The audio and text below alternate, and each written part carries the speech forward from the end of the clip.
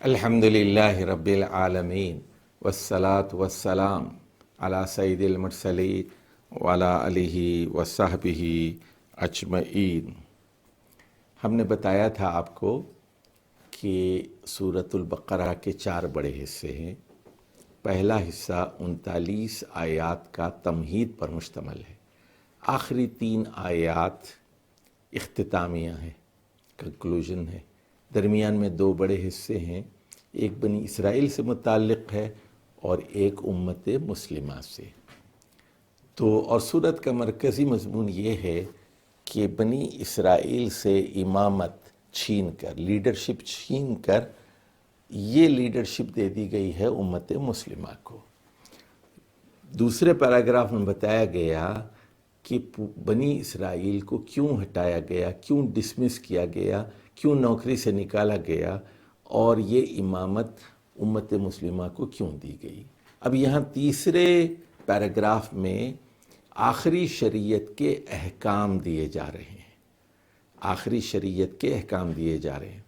اور میں نے آپ کو بتایا تھا کہ سورۃ الفاتحہ کے بعد سورۃ البقرہ کو اس لیے رکھا گیا ہے کہ یہ امت مسلمہ اپنے مقام کو، اپنے منصب کو پہچانے کہ کس کو ہٹا کر انہیں کس منصب پر فائز کیا گیا ہے، اور پہلے کو کیوں ہٹایا گیا، آپ کو مینیجر بنا کر دنیا کی امامت کے لیے کیوں انتخاب کیا گیا۔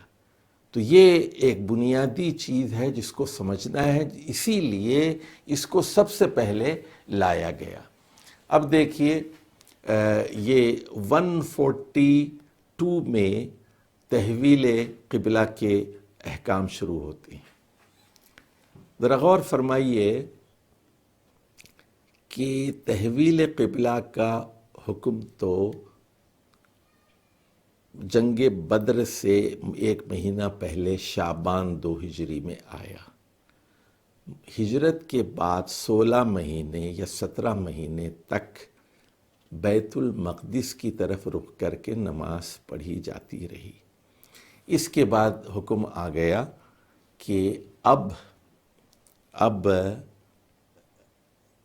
خانہ کعبہ کی طرف رخ کر کے نماز پڑھو۔ تو حالانکہ خانہ کعبہ کے اندر 360 بت تھے، اس کا کیا مطلب تھا؟ 2 ہجری میں تحویل قبلہ کا حکم آیا اور رمضان 8 ہجری میں فتح مکہ ہوئی، اور رسول اللہ صلی اللہ علیہ وسلم نے خود اپنے ہاتھ میں چھڑی لے کر خانہ کعبہ کے اندر جتنے بت تھے ان کو توڑا اور گرا دیا، اور آپ نے اپنے صحابہ کو بھیجا، حضرت خالد بن ولید کو، حضرت عمر بن عاص کو، حضرت مغیرہ بن شعبہ کو، کہ مختلف علاقوں میں جائیں اور سارے بتوں کو گرا دیں، جتنے آستانے تھے، جتنے بڑے بڑے مندر تھے، ان سب کو گرا دیا گیا تاکہ ایک اللہ کی عبادت ہو۔ ذرا غور فرمائیے، امامت، یہ جو قبلے کی تبدیلی کا کیا مطلب تھا؟ بیت المقدس سے خانہ کعبہ کی طرف قبلہ کیوں تبدیل کیا گیا؟ اس کا مطلب یہ تھا کہ اب امامت بدل گئی ہے، قبلہ ہی نہیں بدلا، امامت بدل گئی ہے۔ اچھا، اس کا دوسرا مطلب بھی یہ تھا کہ مسلمانوں کو خانہ کعبہ کو پاک صاف کرنا ہے۔ ان کے ہاتھ میں نہیں تھا، وہ مشرکین مکہ کے پاس تھا۔ مسلمانوں کے ہاتھ میں تو 8 ہجری میں آیا۔ جب ادھر غور کیجئے ذرا بات، آپ 6 ہجری کے آخر میں عمرے کے لیے گئے، لیکن مشرکین نے اندر آنے نہیں دیا۔ پھر صلح حدیبیہ ہوا، انہوں نے کہا ٹھیک ہے، آپ اگلے سال آ کے کر سکتے ہیں۔ 7 ہجری میں آپ عمرہ کرنے کے لیے گئے، اور کیسے گئے کہ اندر بت موجود تھے، اسی کے اطراف طواف کیا۔ اگلے سال پھر فتح مکہ ہوئی، پھر آپ نے اس کو پاک و صاف کیا بتوں سے۔ تو مطلب کیا ہوا اس کا کہ جب حالات اجازت نہ دیں تو بعض اوقات بعض کام آپ کو ناگواری کے باوجود کرنے پڑتے ہیں۔ You don't like it but you have to do it. حالات کا جبر ہوتا ہے، اور صحابہ کرام کے لیے کتنا مشکل تھا کہ 7 ہجری میں جب وہ عمرہ قضا کر رہے تھے، خانہ کعبہ کے اطراف وہ گھوم تو رہے تھے، لیکن ان کے دل بے چین تھے کہ اندر اس کے بت ہیں، اس گھر کو پاک کرنا ہے۔ ابراہیم علیہ السلام کو کہا گیا تھا کہ لیطہر بیتی، کہ اس گھر کو، میرے گھر کو پاک کیا جائے عاکفین کے لیے، اعتکاف کرنے والوں کے لیے، اور طواف کرنے والوں کے لیے، نماز پڑھنے والوں کے لیے۔ اچھا جی، اب یہاں پر آیت آ رہی ہے وَكَذَلِكَ جَعَلْنَاكُمْ أُمَّةً وَسَطًا لِتَكُونُوا شُهَدَاءَ عَلَى النَّاسِ وَكَذَلِكَ جَعَلْنَاكُمْ أُمَّةً وَسَطًا لِتَكُونُوا شُهَدَاءَ عَلَى النَّاسِ۔ ذرا غور کیجئے، یہاں بڑی اہم آیت ہے 143، وَكَذَلِكَ جَعَلْنَاكُمْ أُمَّةً وَسَطًا۔ اس طرح ہم نے آپ کو ایک امت وسط بنایا، ایک معتدل قوم بنایا۔ اس کا کیا مطلب ہے؟ ادھر دیکھیے، چونکہ بنی اسرائیل غیر معتدل تھے، غیر متوازن تھے، اور ان کے ہاں توازن نہیں تھا، ایکسٹریمسٹ تھے، انتہا پسند تھے، انبیاء کو قتل کرتے تھے، آیات میں تحریف کرتے تھے۔ اس لیے آپ کو ایک متوازن بیلنسڈ نیشن بنا کر ہم آپ کو یہ احکام دے رہے ہیں۔ یعنی کیا مطلب ہے؟ امامت بدل گئی ہے، امامت بدل گئی ہے۔ اچھا، کام کیا ہے آپ کا؟ لِتَكُونُوا شُهَدَاءَ عَلَى النَّاسِ، لِتَكُونُوا شُهَدَاءَ عَلَى النَّاسِ، تاکہ آپ لوگوں پر گواہ بن جائیں، وَيَكُونُ الرَّسُولُ عَلَيْكُمْ شَهِيدًا، یعنی رسول اللہ صلی اللہ علیہ وسلم آپ پر گواہ ہو جائیں، اور آپ ساری دنیا کے انسانوں کے لیے گواہ بن جائیں۔ کیا مطلب ہے؟ رسول اللہ صلی اللہ علیہ وسلم آپ کو قرآن و حدیث بتائیں گے، سمجھائیں گے اسلام، اور آپ سے عمل کریں گے۔ آپ کا کام یہ ہے کہ باقی ساری دنیا کو اسلام بتائیں، شہادت علی الناس، شہادت حق کا فریضہ انجام دیں۔ یہ ہے اصل بات جو پوری سورت کا نچوڑ ہے، حاصل ہے۔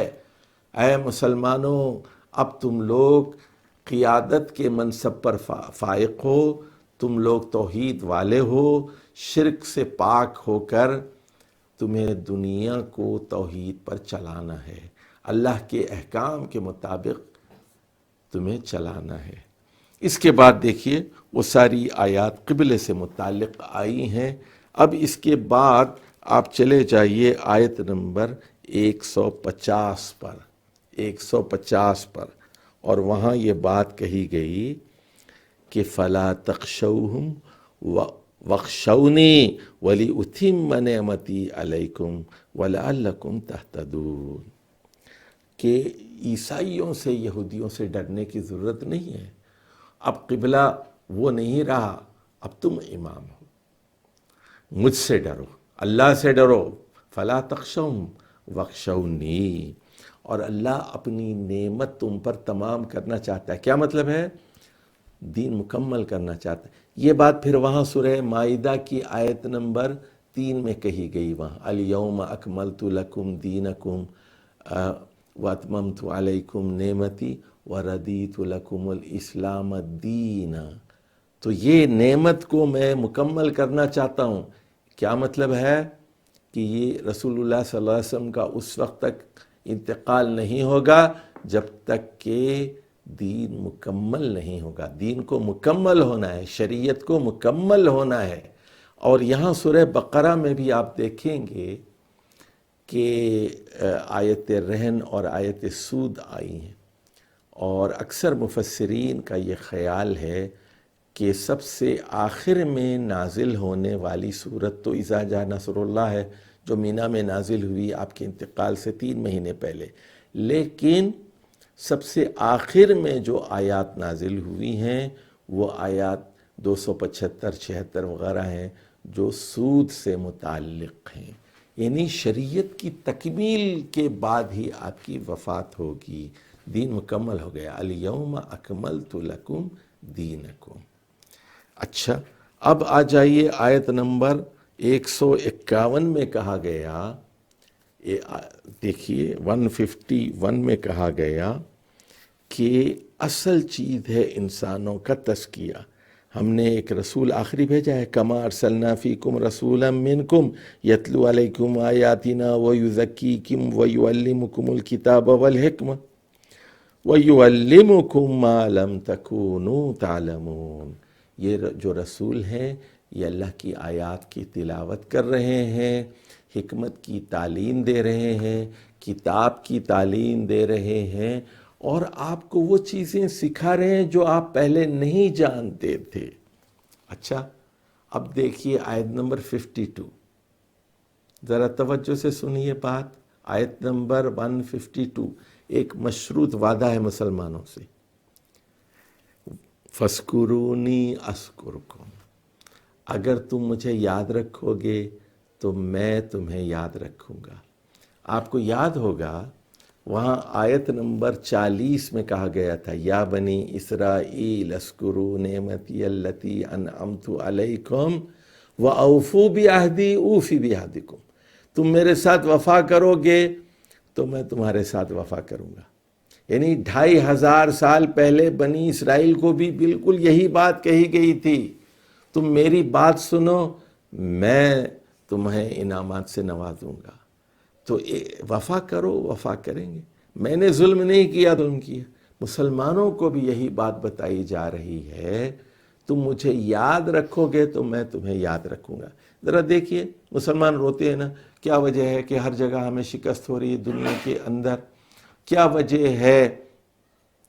یہ شکایت کرتے ہیں مسلمان، کیا وجہ ہے کہ ہر محاذ پر ہمیں شکست ہو رہی ہے؟ ہم عراق میں بمباری ہو رہی ہے، لیبیا میں یہ ہو گیا ہے، کویت میں یہ ہو گیا ہے، اور شیشان میں یہ ہو رہا ہے، اور برما کے مسلمانوں پر یہ ظلم ہے، چائنا کے مسلمانوں پر یہ ظلم ہو رہا ہے، ہر جگہ مسلمان ذلیل اور رسوا ہو رہے ہیں۔ تو یہی تو وجہ ہے۔ کیا کہا اللہ نے؟ فَاسْكُرُونِي أَذْكُرْكُمْ، فَاسْكُرُونِي أَذْكُرْكُمْ، تم مجھے یاد رکھو تب میں تمہیں یاد رکھوں گا۔ مطلب کیا ہے اس کا مفہوم مخالف؟ اگر تم مجھے بھلا دو گے تو میں بھی تمہیں بھلا دوں گا۔ مشروط وعدہ ہے نا۔ اب یہ پیراگراف ختم ہو گیا۔ اس کے بعد اب دیکھیے، اب یہاں پر نماز کے احکام آ رہے ہیں، وَاسْتَعِینُوا بِالصَّبْرِ وَالصَّلَاةِ، یہ دوسرا پیراگراف، سب پیراگراف یہاں سے شروع ہو رہا ہے۔ نماز کے، صبر کے، جہاد کے اور حج اور عمرے کے احکام یہاں پر آ رہے ہیں۔ دیکھیے قبلے کا حکم آ گیا اور بتا دیا گیا کہ تم سب سے بہترین امت ہو اور امت وسط ہو، متوازن امت ہو، وعدے کو پورا کرو، اور اب سب سے پہلا کام اہم کیا ہے؟ نماز۔ اور نماز کے بعد کیا ہے؟ ثابت قدمی۔ اور ثابت قدمی کس کے لیے؟ جہاد کے لیے۔ اور کہا گیا کہ جو لوگ اللہ کی راہ میں ڈٹے رہیں گے اور شہید ہو جائیں گے ان کو مردہ مت کہو۔ اچھا، اس کے بعد دیکھیے اب وہاں بات آ رہی ہے، ان الصفا والمروۃ من شعائر اللہ۔ تو یہ 158 میں یہ بات آ رہی ہے، فمن حج البیت او اعتمر فلا جناح علیہ ان یطوف بہما ومن تطوع خیرا فإن اللہ شاکر علیم۔ اب ذرا ایک بات میں بتانا چاہتا ہوں، پہلے تو کہا گیا کہ ان کو مردہ نہ کہو، اور بل احیا، اور میں تم لوگوں کو آزماؤں گا خوف سے اور بھوک سے، 5 چیزوں کا ذکر کیا اور بتایا گیا کہ ان کو مردہ نہ کہو۔ جہاد کے فوراً بعد حج اور عمرے کا ذکر ہوا، تو ان دونوں میں ایک چیز بڑی مشترک ہے ذرا، اور وہ یہ ہے دونوں میں آپ کو پیسہ خرچ کرنا پڑتا ہے اور دونوں میں جسمانی عبادت کی ضرورت پڑتی ہے۔ جہاد بھی پیسے کے بغیر نہیں ہوتا، حج بھی پیسے کے بغیر نہیں ہوتا۔ جہاد میں جو ہے جسمانی عبادت بھی ہوتی ہے اور حج میں بھی جسمانی عبادت ہوتی ہے آپ کی۔ تو نماز اور ثابت قدمی اور جہاد کا ذکر کرنے کے بعد حج اور عمرے کے احکام بتائے گئے۔ اور یہ دیکھیے ان اللہ مع الصابرین جو کہا گیا ہے، یہاں صابرین سے کیا مراد ہے؟ مجاہدین ہے۔ ان اللہ مع الصابرین کا مطلب ہے ان اللہ مع المجاہدین، جو جہاد کرتے ہیں ان کو مردہ مت کہو جو شہید ہو جائیں۔ یہاں صابرین کا مطلب وہ نہیں ہے جو کوئی مر جائے تو واویلا نہیں کرتے، یہاں صابرین کا مطلب ہے جہاد کرنے والے۔ اب دیکھیے ایک پیراگراف آ رہا ہے یہاں آیت نمبر 159 سے 167 تک، اور یہ پیراگراف ہے عقیدہ توحید کے بارے میں۔ ذرا اس کو سمجھ لیجئے اور دیکھیے یہاں آیت نمبر 162 تک یہ بات کہی گئی، ان الذین یکتبون ما انزلنا من البینات والہدی اولئک یلعنہم اللہ۔ تو جو اس کتاب کی آیات کو اور ہدایت کو چھپائیں گے، کتمان سے کام لیں گے، اللہ کی ان پر لعنت ہوگی۔ ادھر دیکھیے ہمارا کام کیا ہے؟ شہادت حق۔ ہم دنیا کو بتانے کے لیے آئے ہیں کہ یہ حلال ہے، یہ حرام ہے، یہ فرض ہے، اس لیے نہیں آئے کہ اس کو چھپا دیں، سود کی آیات کو چھپا دیں، پردے کی آیات کو چھپا دیں، زکوٰۃ کی آیات کو چھپا دیں، جہاد کے بارے میں کہیں کہ نہیں جی ہم تو جہاد کرنے والے نہیں ہیں۔ تو کتمان کے لیے نہیں ہیں ہم، آخری کتاب ہے نا، اگر ہم چھپا دیں گے تو کون؟ آسمان سے فرشتے آ کے قرآن کی تعلیمات دنیا کو بتائیں گے؟ تو اس لیے کہا گیا ایسے لوگوں پر اللہ کی لعنت ہوگی۔ اچھا اس کے بعد دیکھیے وَإِلَٰهُكُمْ إِلَٰهٌ واحد، مسلمانوں کو بتایا جا رہا ہے کہ تم لوگوں کا خدا ایک اللہ ہے، توحید پر کمپرومائز نہیں کرنا، ان سے غیر اللہ سے نہیں مانگنا، هو الرحمن الرحیم۔ اب اللہ کی توحید کے مزید دلائل دیے گئے ہیں۔ وہ کون ہے؟ جو رات اور دن کا اور آسمان اور زمین کا خالق ہے، رات اور دن کے اختلاف کا ذمہ دار ہے، ہوائیں بھیجتا ہے اور بارشیں بھیجتا ہے جس سے مردہ زمین زندہ ہو جاتی ہے، اور آسمان زمین اور آسمان کے درمیان آپ دیکھتے ہیں کہ بادل مسخر ہیں۔ ان تمام میں توحید کے دلائل موجود ہیں۔ اب آیت نمبر 165 پر چلے جائیے، لیکن ادھر ذرا غور سے 165، اب یہاں ان تمام دلائل کے باوجود وَمِنَ النَّاسِ مَن يَتَّخِذُ مِن دُونِ اللَّهِ أَندَادًا يُحِبُّونَهُمْ كَحُبِّ اللَّهِ وَالَّذِينَ آمَنُوا أَشَدُّ حُبًّا لِلَّهِ۔ لیکن انسانوں میں کچھ ایسے لوگ ہیں جو اللہ کے ساتھ انداز دوسرے خدا بنا لیتے ہیں، اور کیا کرتے ہیں؟ ان خداؤں سے ایسی محبت کرتے ہیں جیسے اللہ سے محبت ہونی چاہیے۔ رام کی محبت میں گرفتار ہیں، کرشن کی محبت میں گرفتار ہیں، عیسیٰ کی محبت میں گرفتار ہیں، عبد القادر جیلانی کی محبت میں گرفتار ہیں، اور مریم کی محبت میں گرفتار ہیں، اور ان کو خدا بنا کر پوچھتے رہتے ہیں، ان سے دعائیں مانگتے ہیں، کہتے ہیں غوث، قطب، یا فلان یا فلان۔ کا حب اللہ، اللہ سے جیسے محبت ہونی چاہیے وہ ان بتوں سے محبت کرتے ہیں، مرے ہوئے لوگوں سے محبت کرتے ہیں۔ لیکن والذین آمنوا اشد حبا للہ، جو لوگ اہل ایمان ہوتے ہیں وہ اللہ کی محبت میں شدید ہوتے ہیں، اشد حبا للہ۔ اور یہ توحید کا مضمون یہاں آیت نمبر 167 تک جاری ہے۔ اس کے بعد دیکھیے اب چوتھا ذیلی پیراگراف شروع ہوتا ہے۔ اب یہاں حلال و حرام کے احکام آ رہے ہیں، اور کہا گیا یا ایھا الناس کلوا مما فی الارض حلالا طیبا ولا تتبعوا خطوات الشیطان۔ حلال طیب پاک چیز کو کھاؤ، پاک چیز، شیطان کے نقش قدم پر مت چلو، وہ تمہیں فحاشی کا، برائی کا حکم دیتا ہے۔ ادھر دیکھیے یہاں آبا پرستی سے روک دیا گیا۔ آبا پرستی کیا ہے؟ کہ ہمارے ابو یہ کرتے تھے، ہمارے دادا یہ کرتے تھے، وہ 11ویں کرتے تھے، وہ کونڈے کرتے تھے، ہماری نانی کرتی تھی، ہماری امی کرتی تھی، تو ہم بھی کریں گے۔ تو یہاں دو چیزوں کے درمیان تقابل ہے۔ دیکھیے تو وَإِذَا قِيلَ لَهُمُ اتَّبِعُوا مَا أَنزَلَ اللَّهُ قَالُوا بَلْ نَتَّبِعُ مَا أَلْفَيْنَا عَلَيْهِ آبَاءَنَا۔ تو جب ان سے کہا جاتا ہے کہ دیکھو یہ قرآن ہے، یہ اللہ نے نازل کیا ہے، اس کی پیروی کرو، وہ کہتے ہیں ہم تو وہی کریں گے جس پر ہم نے اپنے باپ دادا کو پایا ہے، اپنے باپ دادا کو پایا ہے۔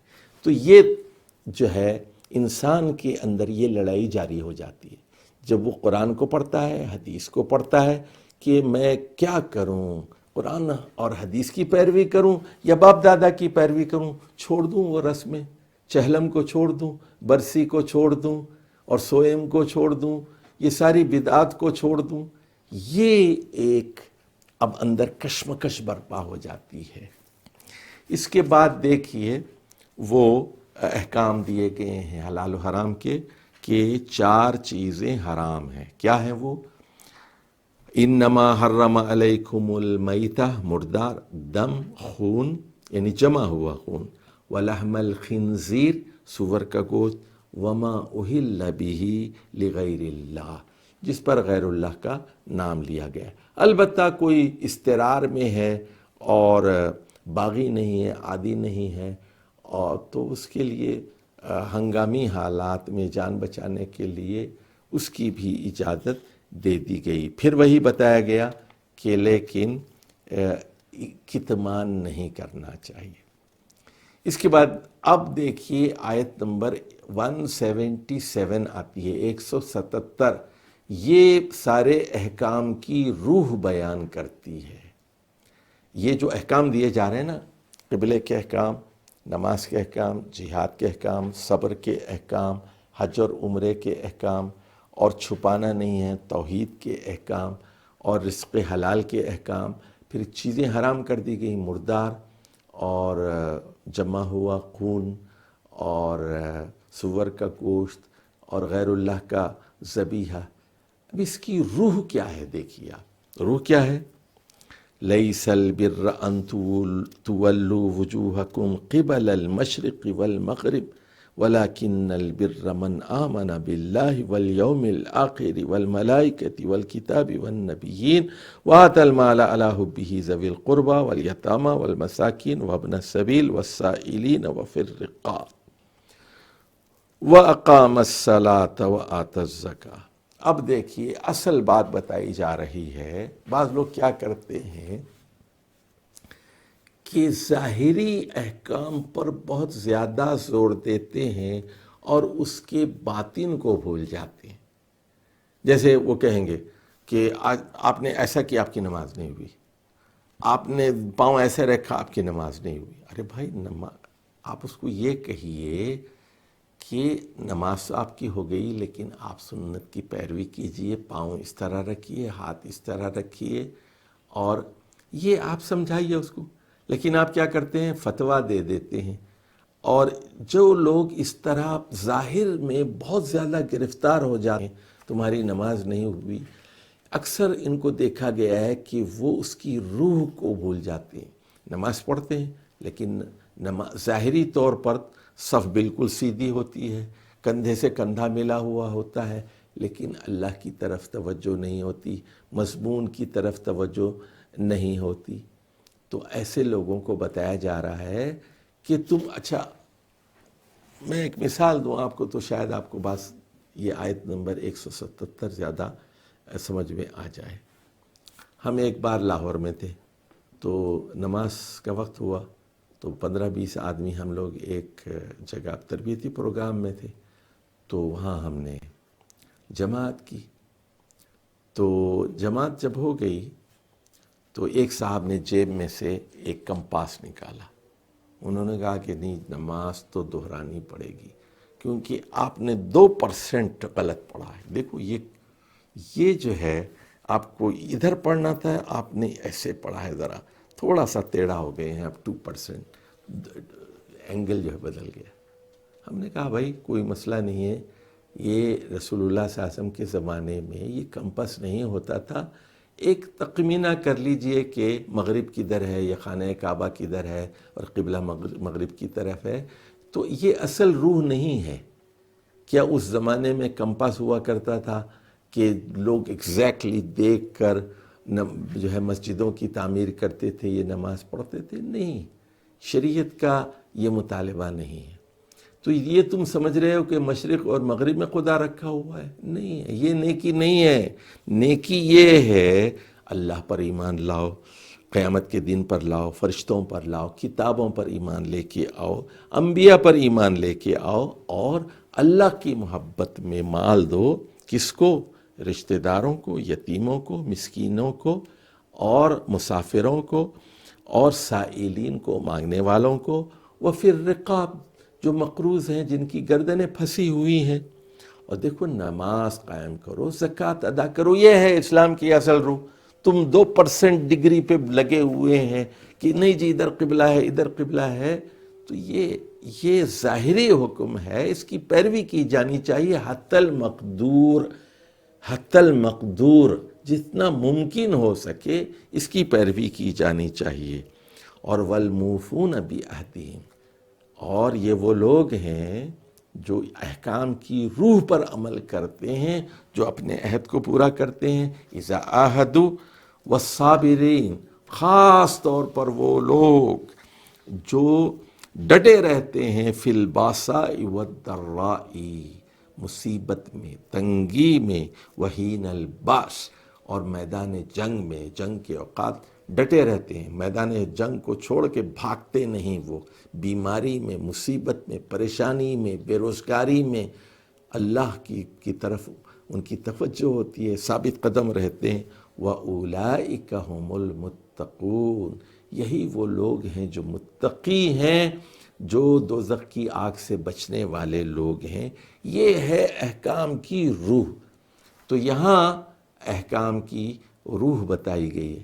دیکھیے آیت نمبر 178 قصاص کے بارے میں، یا ایھا الذین آمنوا کتب علیکم القصاص فی القتل، قتل کے مقدمات میں قصاص فرض کر دیا گیا۔ مرد کے بدلے، مرد اگر قاتل ہو مرد ہی کی جان لی جائے گی، عورت اگر قاتل ہو تو عورت کی جان لی جائے گی، غلام آدمی اگر قاتل ہے تو اسی کی جان لی جائے گی۔ البتہ فدیے کا اصول بتا دیا گیا، کوئی معاف کرنا چاہے تو معاف بھی کر سکتا ہے، اور فدیہ لے کر بھی جاں بخشی کر سکتا ہے۔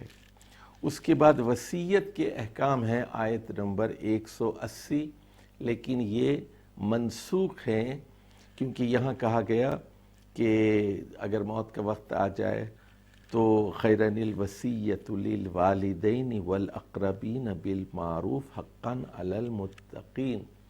یہ منسوخ اس لیے ہے کہ بعد میں وہ حدیث نازل ہو گئی جس میں کہا گیا لا وصیۃ لوارث، اب وارث کے حق میں وصیت نہیں ہو سکتی، احکام وراثت آ گئے ہیں، باپ کا حصہ مقرر ہے، بیٹوں کا اور بیٹیوں کا اور بیوی کا اور شوہر کا، سب کے حصے مقرر کر دیے گئے، تو وہ وراثت کے مطابق تقسیم ہوگی۔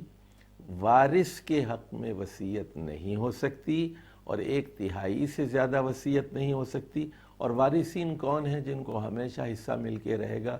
یاد رکھیے کہ مرد کی وارث بیوی ہوگی اور بیوی کی وارث شوہر ہوگا، تو یہ محروم کبھی نہیں ہو سکتے، ان کے حق میں وصیت نہیں ہو سکتی۔ اسی طرح ماں اور باپ وارث ہیں، اور بیٹا اور بیٹی یہ وارث ہوں گے۔ اب اس کے بعد دیکھیے روزوں کے بارے میں آیات آئی ہیں 183، 184، 185، 186 اور 187۔ یہ 5 آیات ہیں۔ کتب علیکم الصیام کما کتب علی الذین من قبلکم لعلکم تتقون۔ اچھا یہاں دیکھیے فدیے کے احکام بھی ہیں۔ طعام مسکین، اگر بہت جیسے حدیث میں ہے رخص للشیخ الکبیر، اگر بہت ہی بوڑھا آدمی ہے تو اس کو رخصت دی گئی ہے، لیکن اس کو ایک مسکین کو کھانا کھلانا پڑے گا۔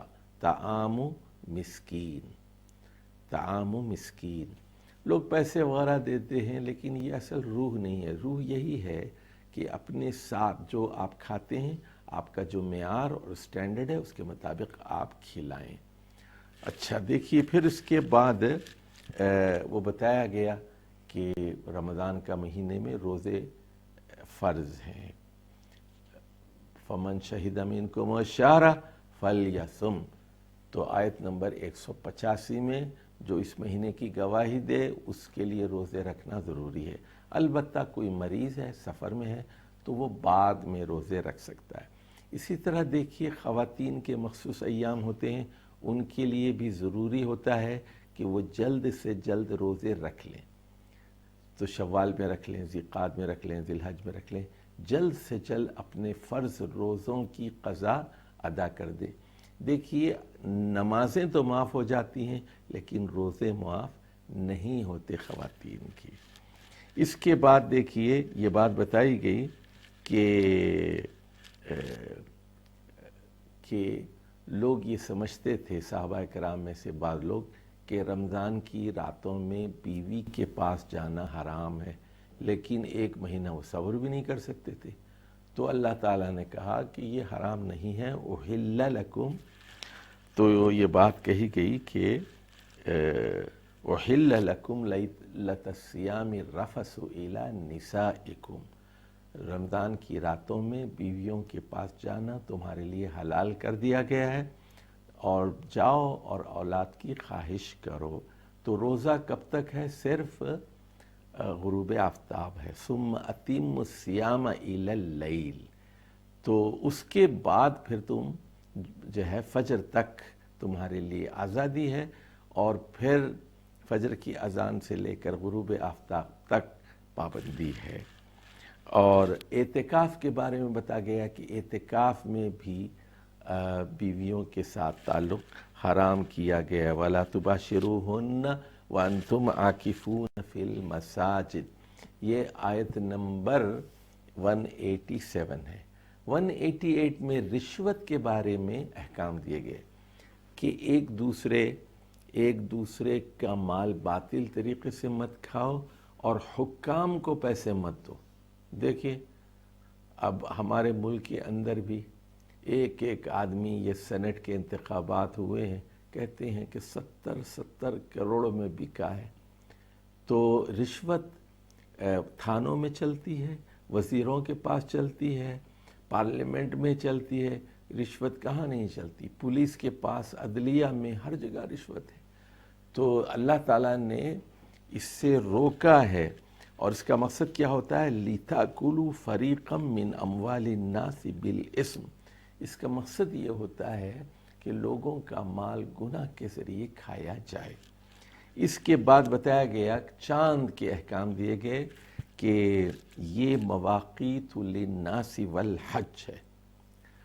اور اب وہاں جاہلیت میں ایک رسم تھی کہ جب حج کا احرام باندھ کے نکلتے تھے گھر سے اور کوئی چیز چھوٹ گئی، جب واپس آتے تھے تو سامنے کے دروازے سے نہیں آ سکتے تھے، پیچھے سے آتے تھے۔ تو اللہ نے کہا یہ کیا خرافات ہے، سیدھے طریقے سے سامنے سے آؤ، کوئی پابندی نہیں ہے۔ اب حج کے بعد دیکھیے جہاد کیا حکم آ گیا 190 میں، وَقَاتِلُوا فِي سَبِيلِ اللَّهِ۔ اور میں نے بتایا تھا آپ کو، 2 باتیں ذہن میں رکھ لیجئے، حج اور جہاد میں ایک لحاظ سے تعلق ہے، دونوں کی حیثیت جسمانی عبادت کی ہے اور دونوں کی حیثیت ایک مالی عبادت کی ہے۔ دونوں میں گھر بار چھوڑ کر آپ کو باہر نکلنا پڑتا ہے، ایک چیز یہ ذہن میں رکھ لیجئے۔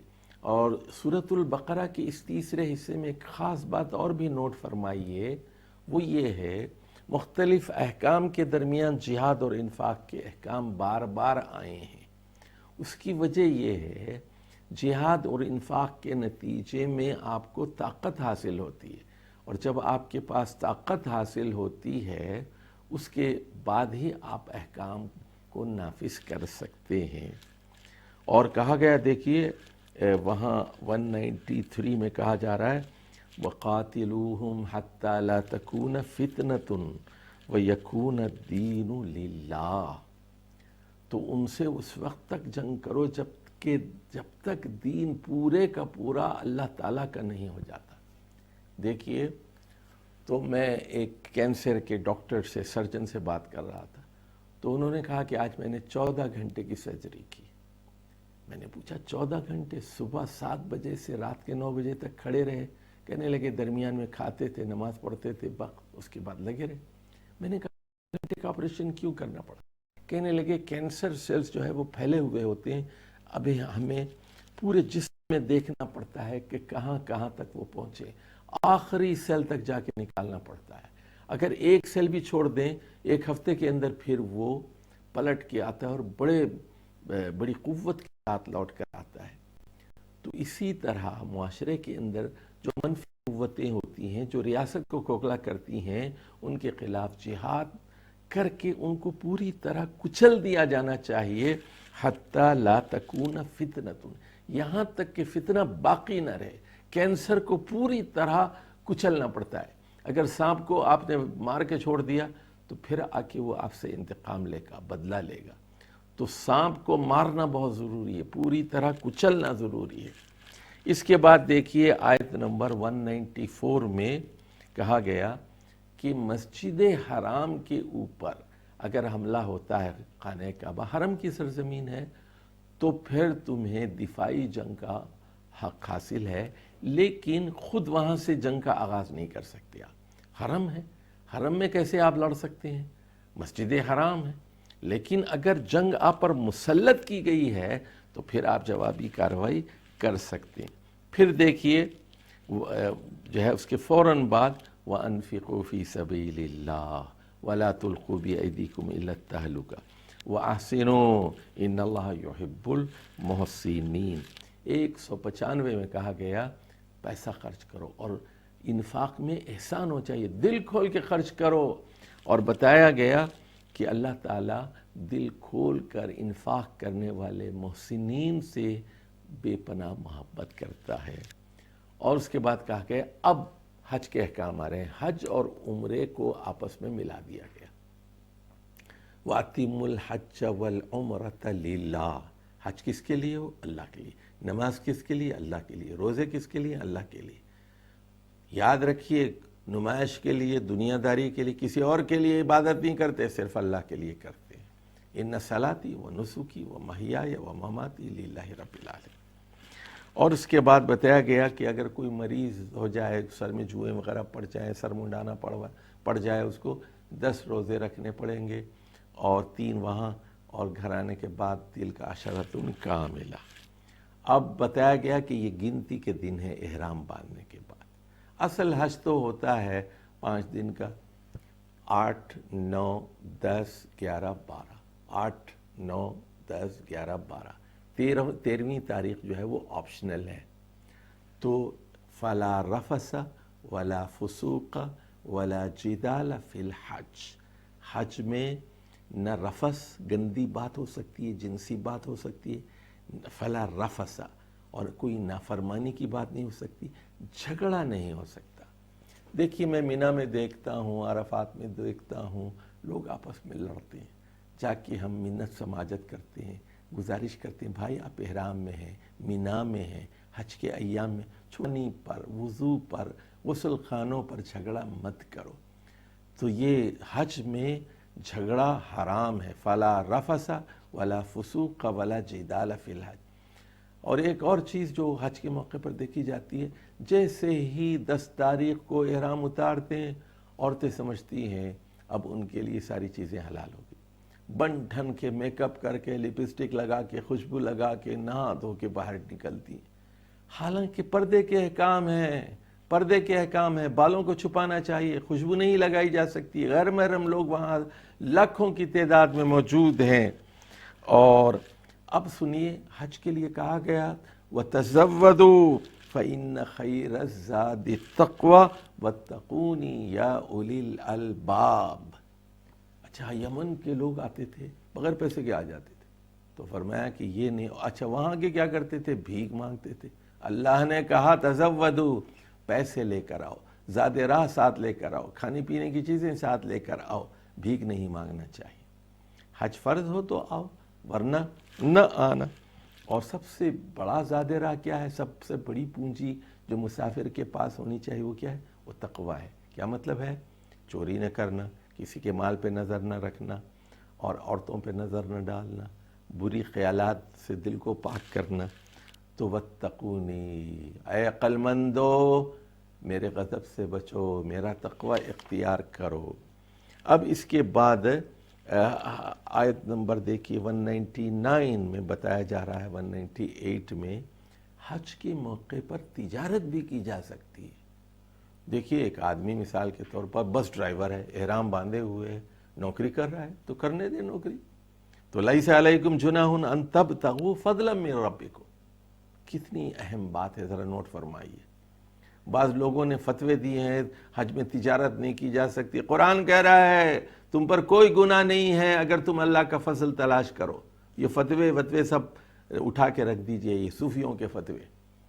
تو اصل چیز تو تقویٰ ہے۔ آپ اللہ کے حج کے لیے آئے ہیں، وہ بات صحیح ہے، لیکن ذیلی فوائد ہیں، سائڈ بینیفٹس ہیں۔ اچھا اسی طرح مثال کے طور پر ایک آدمی لبیک اللہم لبیک کہہ رہا ہے، لیکن ڈاکٹر ہے اور کسی مریض کی جان بچا رہا ہے، کسی کو دوائیاں دے رہا ہے، ذکر بھی کر رہا ہے، سبحان اللہ، الحمدللہ، اللہ اکبر، لبیک اللہم لبیک، استغفر اللہ کہہ رہا ہے، دوائی بھی دے رہا ہے، تو کوئی مسئلہ نہیں ہے اگر وہ ملازمت کرے۔ دیکھیے 20 لاکھ لوگ 30 لاکھ لوگ حج کرتے ہیں، تو ان کے لیے کھانے کا انتظام کیسے ہوگا، پانی کا انتظام کیسے ہوگا، پھلوں کا انتظام کیسے ہوگا؟ اور ایک دن کے لیے شہر آباد ہوتا ہے عرفات کا 9 ذی الحج کو، تو ملازمت کرتے ہوئے بھی، ڈیوٹی انجام دیتے ہوئے بھی آپ حج کر سکتے ہیں۔ اچھا قریش کے لوگ اپنے آپ کو بڑے برہمن سمجھتے تھے اور حج کی بدعات تھیں، یہ ہم لوگوں سے کہتے تھے تم عرفات جاؤ، ہم جو ہے مزدلفہ سے لوٹ کے آتے ہیں۔ اللہ نے ان سے کہا کہ ثم افیدوا من حیث افاد الناس واستغفروا اللہ، تم کو بھی عرفات جانا پڑے گا۔ الحج عرفہ، عرفہ جس کا قیام فرض ہے، جس طرح لوگ جہاں سے واپس ہوتے ہیں تم بھی وہیں سے لوٹو اور اللہ سے استغفار کرو۔ اچھا دیکھیے اب یہاں دعا کے بارے میں کچھ 2 باتیں آئی ہیں، ذرا غور سے توجہ سے سنیے۔ احکام ہے، ایک تو یہ کہ جو دعائیں مانگنے والے لوگ ہیں وہ 2 قسم کے ہوتے ہیں، ایک صرف دنیا مانگتے ہیں، تو اللہ نے کہا میرے پاس دنیا بھی ہے دین بھی ہے، تو وہ یہ کہتے ہیں ربنا آتنا فی الدنیا حسنہ وفی الآخرۃ حسنہ وقنا عذاب النار۔ تو یہ لوگ کون ہیں؟ یہ مسلمان ہیں، 3 دعائیں مانگتے ہیں، دنیا کی بھلائی دے، آخرت کی بھلائی دے، اور دوزخ کے عذاب سے بچا۔ لیکن کچھ لوگ ہیں وَمِنَ النَّاسِ مَن يَقُولُ رَبَّنَا آتِنَا فِي الدُّنْيَا وَمَا لَهُ فِي الْآخِرَةِ مِنْ خَلَاقٍ، یا اللہ ہمیں دنیا دے۔ اللہ کہتا ہے ٹھیک ہے تم دنیا چاہتے ہو نا، دنیا دے دوں گا، آخرت میں کوئی حصہ نہیں ہوگا۔ وَمَا لَهُ فِي الْآخِرَةِ مِنْ خَلَاقٍ، آخرت میں کچھ نہیں ملے گا۔ تو وہ قومیں، جیسے بہت ساری قومیں ہیں دنیا کی، انہوں نے دنیا میں ترقی کی، اللہ نے ان کو دنیا دے دی، لیکن آخرت میں کچھ نہیں ملے گا۔ ٹینکس بنا لیے، ہتھیار بنا لیے، بامبس بنا لیے، بجلی بنا لی، انہوں نے ٹیکنالوجی حاصل کر لی، B-52 بامبرز بنا لیے، F-16 بنا لیے، سب کچھ کر لیا انہوں نے، بڑے بڑے جنگی جہاز بنا لیے، دنیا پہ قبضہ کر لیا، وسائل پہ قبضہ کر لیا، تیل پر، معدنیات پہ قبضہ کر لیا، لیکن کیا ہے وَمَا لَهُ فِي الْآخِرَةِ مِنْ خَلَاقٍ۔ اچھا دیکھیے اب لیکن اولئک لہم نصیب مما کسبوا، کسب کا لفظ آیا ہے یہاں پر، دنیا ہو یا دین دونوں کے لیے محنت کی ضرورت ہے، کسب کے لیے جنت بھی محنت کے بغیر نہیں ملتی، دنیا بھی محنت کے بغیر نہیں ملتی۔ مینا کے بارے میں کہا گیا اگر آپ 13 تاریخ کو رکنا چاہیں تو یہ آپشنل ہے، وَمَن تَعَجَّلَ فِي يَوْمَيْنِ فَلَا إِثْمَ عَلَيْهِ وَمَن تَأَخَّرَ فَلَا إِثْمَ عَلَيْهِ۔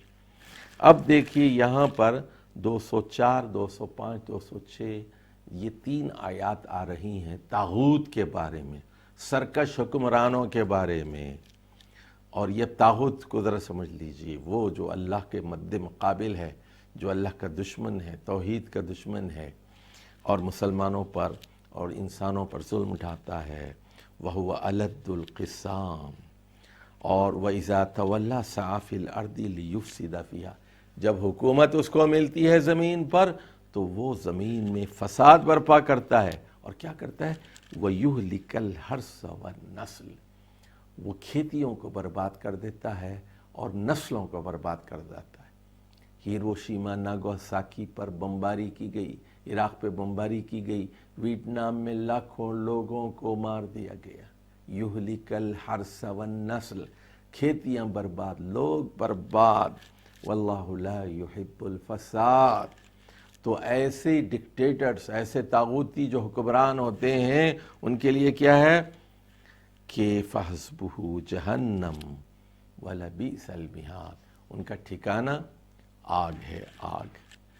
اچھا اب دیکھیے 208 نمبر آیت آتی ہے، یہ بھی بڑی اہم ہے۔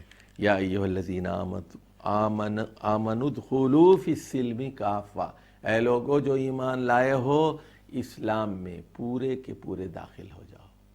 آپ کو یاد ہے وہاں آیت پہلے کہی گئی تھی نا، یہودیوں کو کیا کہا گیا تھا؟ ان کو 10 احکام دیے گئے تھے، اس میں 2 احکام کیا تھے؟ ایک تو کسی کو اپنے شہر سے باہر نہیں نکالنا، ہاں باہر والا اندر آئے تو ان سے آپ ٹیکس لے سکتے ہیں۔ اب وہ ٹیکس والی آیت ان کو یاد تھی، لیکن کسی کو نکالنا نہیں چاہیے، اس کو بھلا دیا۔ کرتے کیا تھے؟ وہ جو مقامی آدمی تھے ان کو تنگ کرتے تھے، نکال دیتے تھے، اور جب وہ بارڈر پہ چلے جاتے تھے کہتے تھے کہ پیسے نکالو، ہم تمہیں دوبارہ اندر آنے دیں گے۔ تو اللہ نے کہا افتؤمنون ببعض الکتاب وتکفرون ببعض، تو کیا تم اس آیت پر ایمان رکھتے، اس آیت پر ایمان نہیں رکھتے؟ اس کی سزا یہ ہے دنیا میں بھی رسوائی ہوگی اور آخرت کا عذاب اس سے شدید تر ہوگا۔ اب یہاں کہا جا رہا ہے ادخلوا فی السلم کافہ، اسلام میں پورے کے پورے داخل ہو جاؤ۔ یہ بڑی اہم بات ہے۔ دیکھیے اب احکام کی روح بھی بتا دی، احکام بھی بتائے جا رہے ہیں۔ اب بتایا جا رہا ہے کہ یہ نہیں کہ تم صرف نماز پڑھو لیکن معاملات میں گول مول کرو، یا یہ نہیں کہ معاملات تو اچھے ہیں آپ کے، بیوی کے ساتھ اچھے ہیں، والدین کے ساتھ اچھے ہیں، کاروبار اچھا ہے آپ کا، لیکن نماز نہیں پڑھتے آپ، زکوٰۃ نہیں دیتے آپ۔ نہیں، ایسا نہیں ہو سکتا۔ پورے اسلام پر عمل کرو۔ ادخلوا فی السلم کافہ ولا تتبعوا خطوات الشیطان، شیطان کے نقش قدم پر مت چلو، انہ لکم عدو مبین۔ اب اس کے بعد دیکھیے مضمون آ رہا ہے کہ مسلمانوں آزمائشیں آ کر رہیں گی، بنی اسرائیل کی تاریخ سے عبرت حاصل کرو۔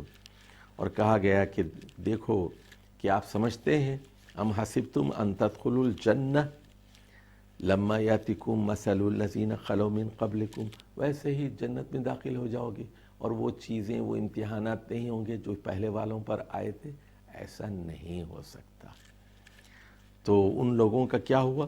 مستهم البأساء والضراء وزلزلوا حتى يقول الرسول والذين آمنوا معه متى نصر الله الا ان نصر الله قریب۔ تو وہ اتنے ہلا دیے گئے کہ نبی اور ان کے ساتھیوں نے کہا اللہ کی مدد کہاں ہے؟ متى نصر اللہ؟ اور جواب آیا اللہ کی مدد بہت قریب ہے۔ تو اے مسلمانوں تم لوگ آزمائے جاؤ گے۔ یہ 2 ہجری میں بات بتائی جا رہی ہے سورہ بقرہ میں، یعنی ابھی بدر کا مرحلہ ہوگا اور احد کا مرحلہ اگلے سال 3 ہجری میں ہے، 5 میں احزاب کا مرحلہ آئے گا، مدینے کو گھیر لیا جائے گا، 6 میں عمرہ قضاء اور صلح حدیبیہ ہوگی، 7 میں پھر غزوہ خیبر ہوگا، 8 میں فتح ہوگی۔ تو ابھی کافی آپ کو جد و جہد کرنی ہے، اور یہ جد و جہد رکے گی نہیں.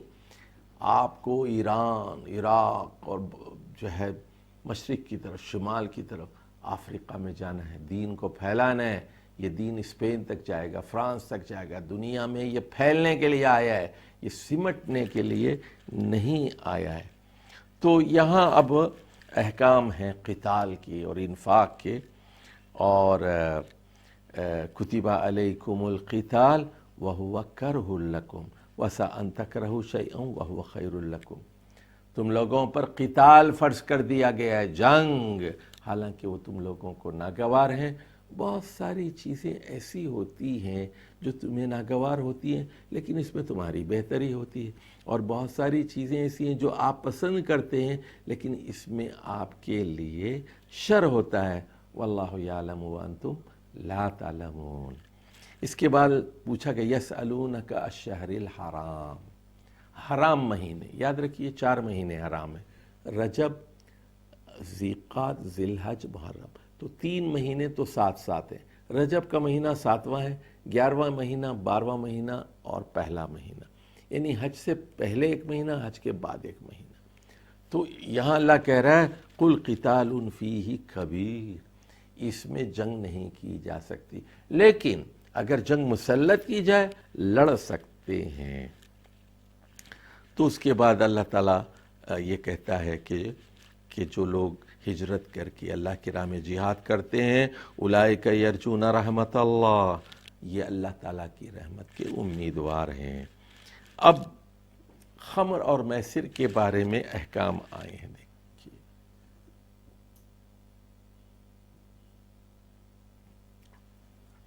اب خمر اور میسر کے بارے میں احکام آئے ہیں، یعنی شراب اور جوئے کے بارے میں. تو یہاں بنیادی ایک بات بتا دی گئی کہ قل فیہما اسم کبیر ومنافع للناس. تو شراب اور جوئے میں تھوڑی دیر کا مزہ بھی ہے، کچھ فائدے بھی ہیں اس کے، لیکن اس کے نقصانات زیادہ ہیں. اسمہما اکبر من نفعہما، اس کے نقصانات اس کے فوائد کے مقابلے میں زیادہ ہے. اور پوچھا گیا کہ کیا خرچ کیا جائے؟ قل العفو، آپ کے جائز اخراجات کے بعد جو بچا ہوا ہے آپ وہ خرچ کیجیے.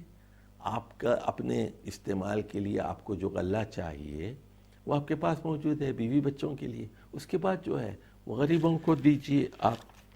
اور اب اس کے بعد نکاح کے احکام دیے گئے ہیں. دیکھیے 221 میں کہا گیا مشرک عورتوں سے نکاح مت کرو.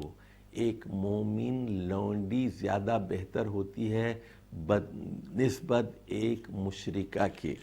اور اولئک یدعون الی النار واللہ یدعو الی الجنہ والمغفرہ. یہ اصولی بات سمجھ لیجیے. اب یہ جو لوگ جو ہے اہل کتاب سے بھی نکاح کرنا بہت ہی مکروہ ہے، اہل کتاب کی عورتوں سے، اگرچہ کہ اس کی اللہ نے اجازت دی ہے. وجہ کیا ہے کہ آپ کے بچے تباہ ہو سکتے ہیں، آپ کے بچے یہودی عیسائی ہو جائیں گے. مسلمان لڑکیاں موجود ہیں تو آپ کو اہل کتاب سے شادی کرنے کی کیا ضرورت ہے.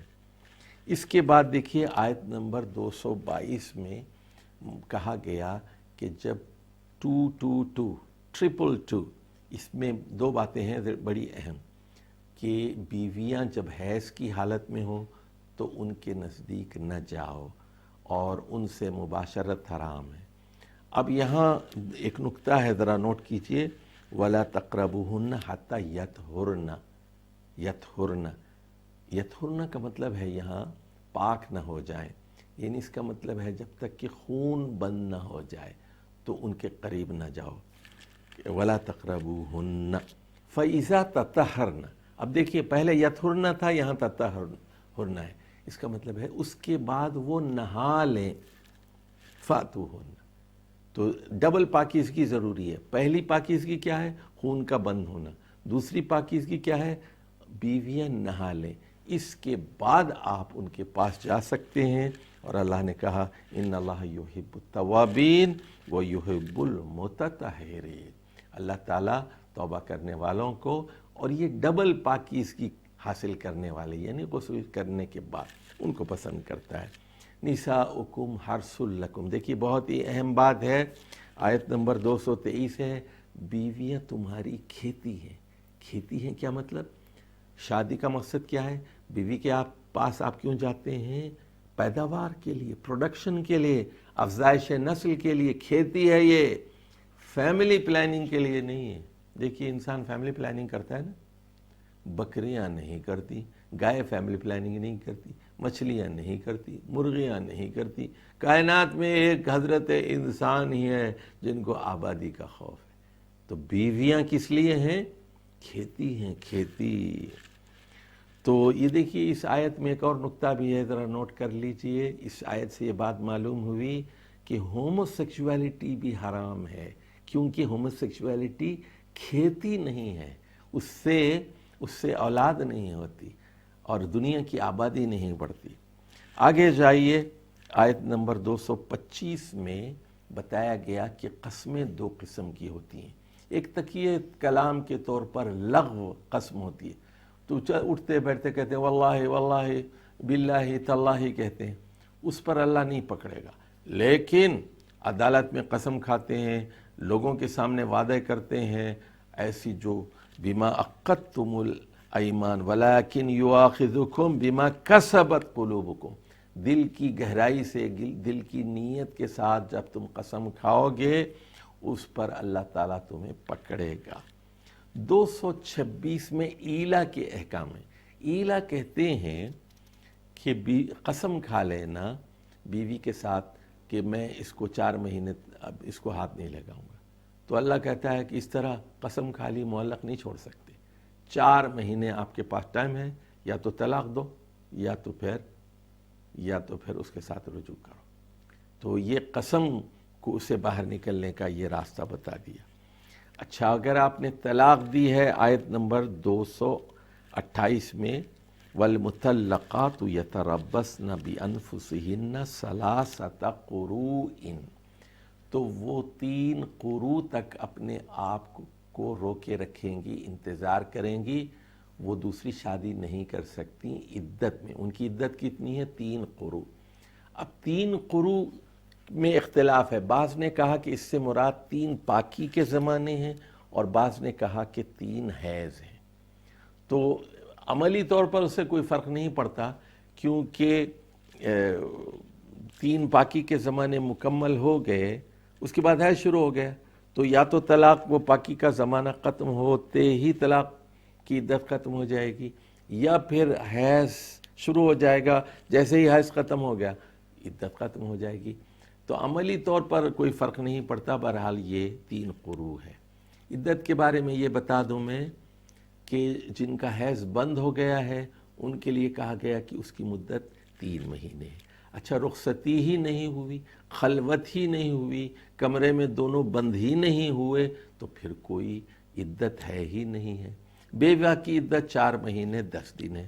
خلا لینے والی خاتون کی عدت وہ 1 حیض ہے، اور اگر وہ حاملہ ہے تو اس کی عدت، چاہے وہ حیض والی ہو، چاہے وہ غیر خلا والی ہو یا غیر خلا والی ہو، اس کی عدت پھر وضع حمل ہے، ڈیلیوری تک اس کی عدت ہوتی ہے اگر وہ پریگننٹ ہو۔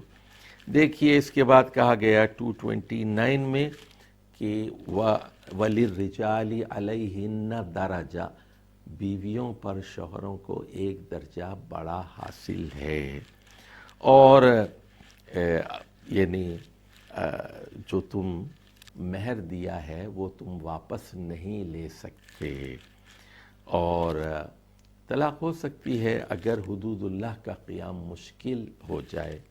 دیکھیے ایک صحابیہ تھیں، اور تو انہوں نے کہا کہ میں اپنے شوہر کی برائی نہیں کرتی، لیکن میں ان کے ساتھ نہیں رہنا چاہتی۔ تو کیوں؟ فرمایا کیوں؟ وہ کہنے لگیں کہ میں اسلام میں رہتے ہوئے ناشکری ناپسند کرتی ہوں، مجھے ڈر ہے کہ کہیں میں اسلام نہ کھو بیٹھوں۔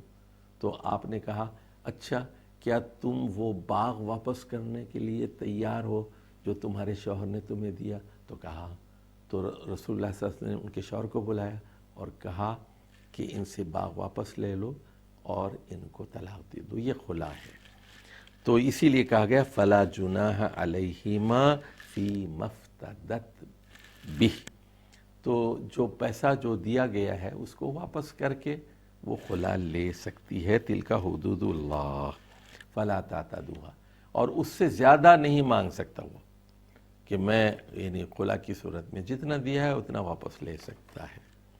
اچھا، اب اس کے بعد دیکھیے، اب یہ آ رہی ہے بات کہ طلاق جو ہے وہ 2 مرتبہ ہے۔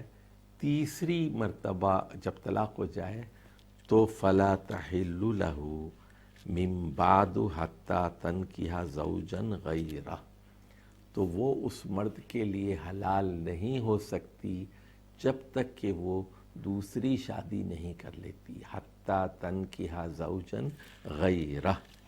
تو لیکن یاد رکھیے، یہ جو حلالہ کرانے والے ہیں یہ بہت ہی بدبخت لوگ ہوتے ہیں۔ رسول اللہ صلی اللہ علیہ وسلم نے ان کے بارے میں کہا کہ یہ التیس المستعار ہیں، یہ کرائے کے سانڈ ہے۔ حلالہ کرانے والے پر اور کرنے والے پر دونوں پر اللہ کی لعنت ہے۔ تو جو ایک رات کے لیے 2 گھنٹے کے لیے نکاح کرتے ہیں اور یہ بہت بری بات ہے۔ اور اس کے بعد یہ سارے طلاق کے اور احکام دیے گئے، اور آیت نمبر 234 میں رضاعت کے دودھ پلانے کے احکام دیے گئے۔ والوالدات یرضعن اولادہن حولین کاملین، وہ پورے 2 سال تک اپنے بچوں کو دودھ پلائیں جو اپنی مدت رضاعت کو پوری کرنا چاہتی ہیں، اور پھر ان کا کھانا اور کپڑا بھی اس باپ کے اوپر ہے۔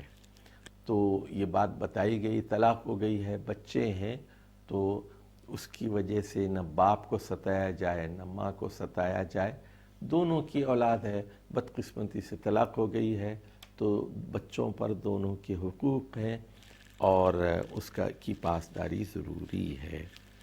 اب دیکھیے اس کے بعد آیت نمبر 235 آتی ہے، اور بیوہ کی عدت کے احکام بتائے گئے ہیں۔ والذین یتوفون منکم ویذرون ازواجا یتربصن بانفسہن 4 اشہر و10، 4 مہینے 10 دن، 4 مہینے 10 دن تک وہ انتظار کرے، یہ اس کی عدت ہے۔ یہ عدت زیادہ اس لیے ہے کہ اس میں 2-3 چیزیں ہیں۔ ایک تو اگر بچہ ہے بیوہ کے پیٹ میں تو اس کے نسب کا تعین ہو جائے، دوسرے کہ شوہر کا کچھ سوگ ہو، تیسرے یہ کہ وراثت وغیرہ کے معاملات حل ہو جائیں، اور نئی جگہ پر نقل مکانی آسان ہو جائے۔ اب بتایا گیا کہ صاف طور پر بیوہ کی عدت کے نہیں دیا جا سکتا، البتہ اشارے کنایے میں بات ہو سکتی ہے۔ اور اب اس کے بعد مہر کے احکام آ رہے ہیں کہ اگر مہر مقرر نہیں کیا گیا تو کچھ نہ کچھ دینا ہوگا، اور رسول اللہ صلی اللہ علیہ وسلم نے فرمایا مہر مثل دینا پڑے گا، یعنی اس عورت کی جو ہم حیثیت ہم رتبہ جو خواتین ہوں گی، اتنی ہی خوبصورتی، اتنی ہی بکارت، اتنا ہی خاندان، اتنی ہی مالی حیثیت، تو اس عورت کے مہر کے مطابق مہر اس کو دینا پڑے گا۔ اور اگر فرض کیجئے نکاح ہو گیا، اس کے بعد طلاق دے دی اور ابھی رخصتی کی نوبت نہیں آئی تھی، تو پھر 238 میں کہا جا رہا ہے فَنِصْفُ مَا فَرَضْتُمْ، تو آدھا مہر دینا پڑے گا۔ نکاح ہو گیا تھا، رخصتی نہیں ہوئی تھی، تو میرج واز ناٹ کنزیومڈ، فَنِصْفُ مَا فَرَضْتُمْ، جو مقرر کیا تھا اس کا آدھا دینا پڑے گا۔ لیکن اگر شوہر بڑا فیاض ہے، دریا دل ہے، وہ کہتا ہے کہ میں پورا مہر دینا چاہتا ہوں اور طلاق دے رہا ہوں، میں نہیں کرنا چاہتا یہ، ٹھیک ہے چلو معاف کر دی، وہ بھی ٹھیک ہے۔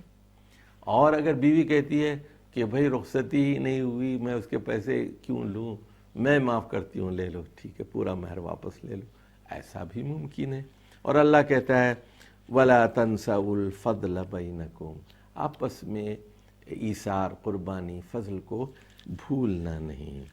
نماز کے بارے میں ہدایات دی گئیں، حافظوا علی الصلوات والصلاة الوسطی وقوموا للہ قانتین، نمازوں کی حفاظت کرو، بالخصوص درمیانی نماز، اعتدال والی نماز، اور اللہ کے آگے فرما بردار بن کر کھڑے ہو جاؤ۔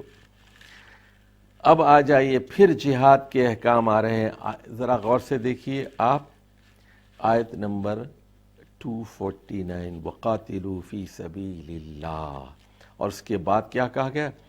آیت نمبر 250 میں مَنْ ذَا الَّذِي يُقْرِضُ اللَّهَ قَرْضًا حَسَنًا، انفاق کرو، اللہ کو قرض دو، قرض حسن دو۔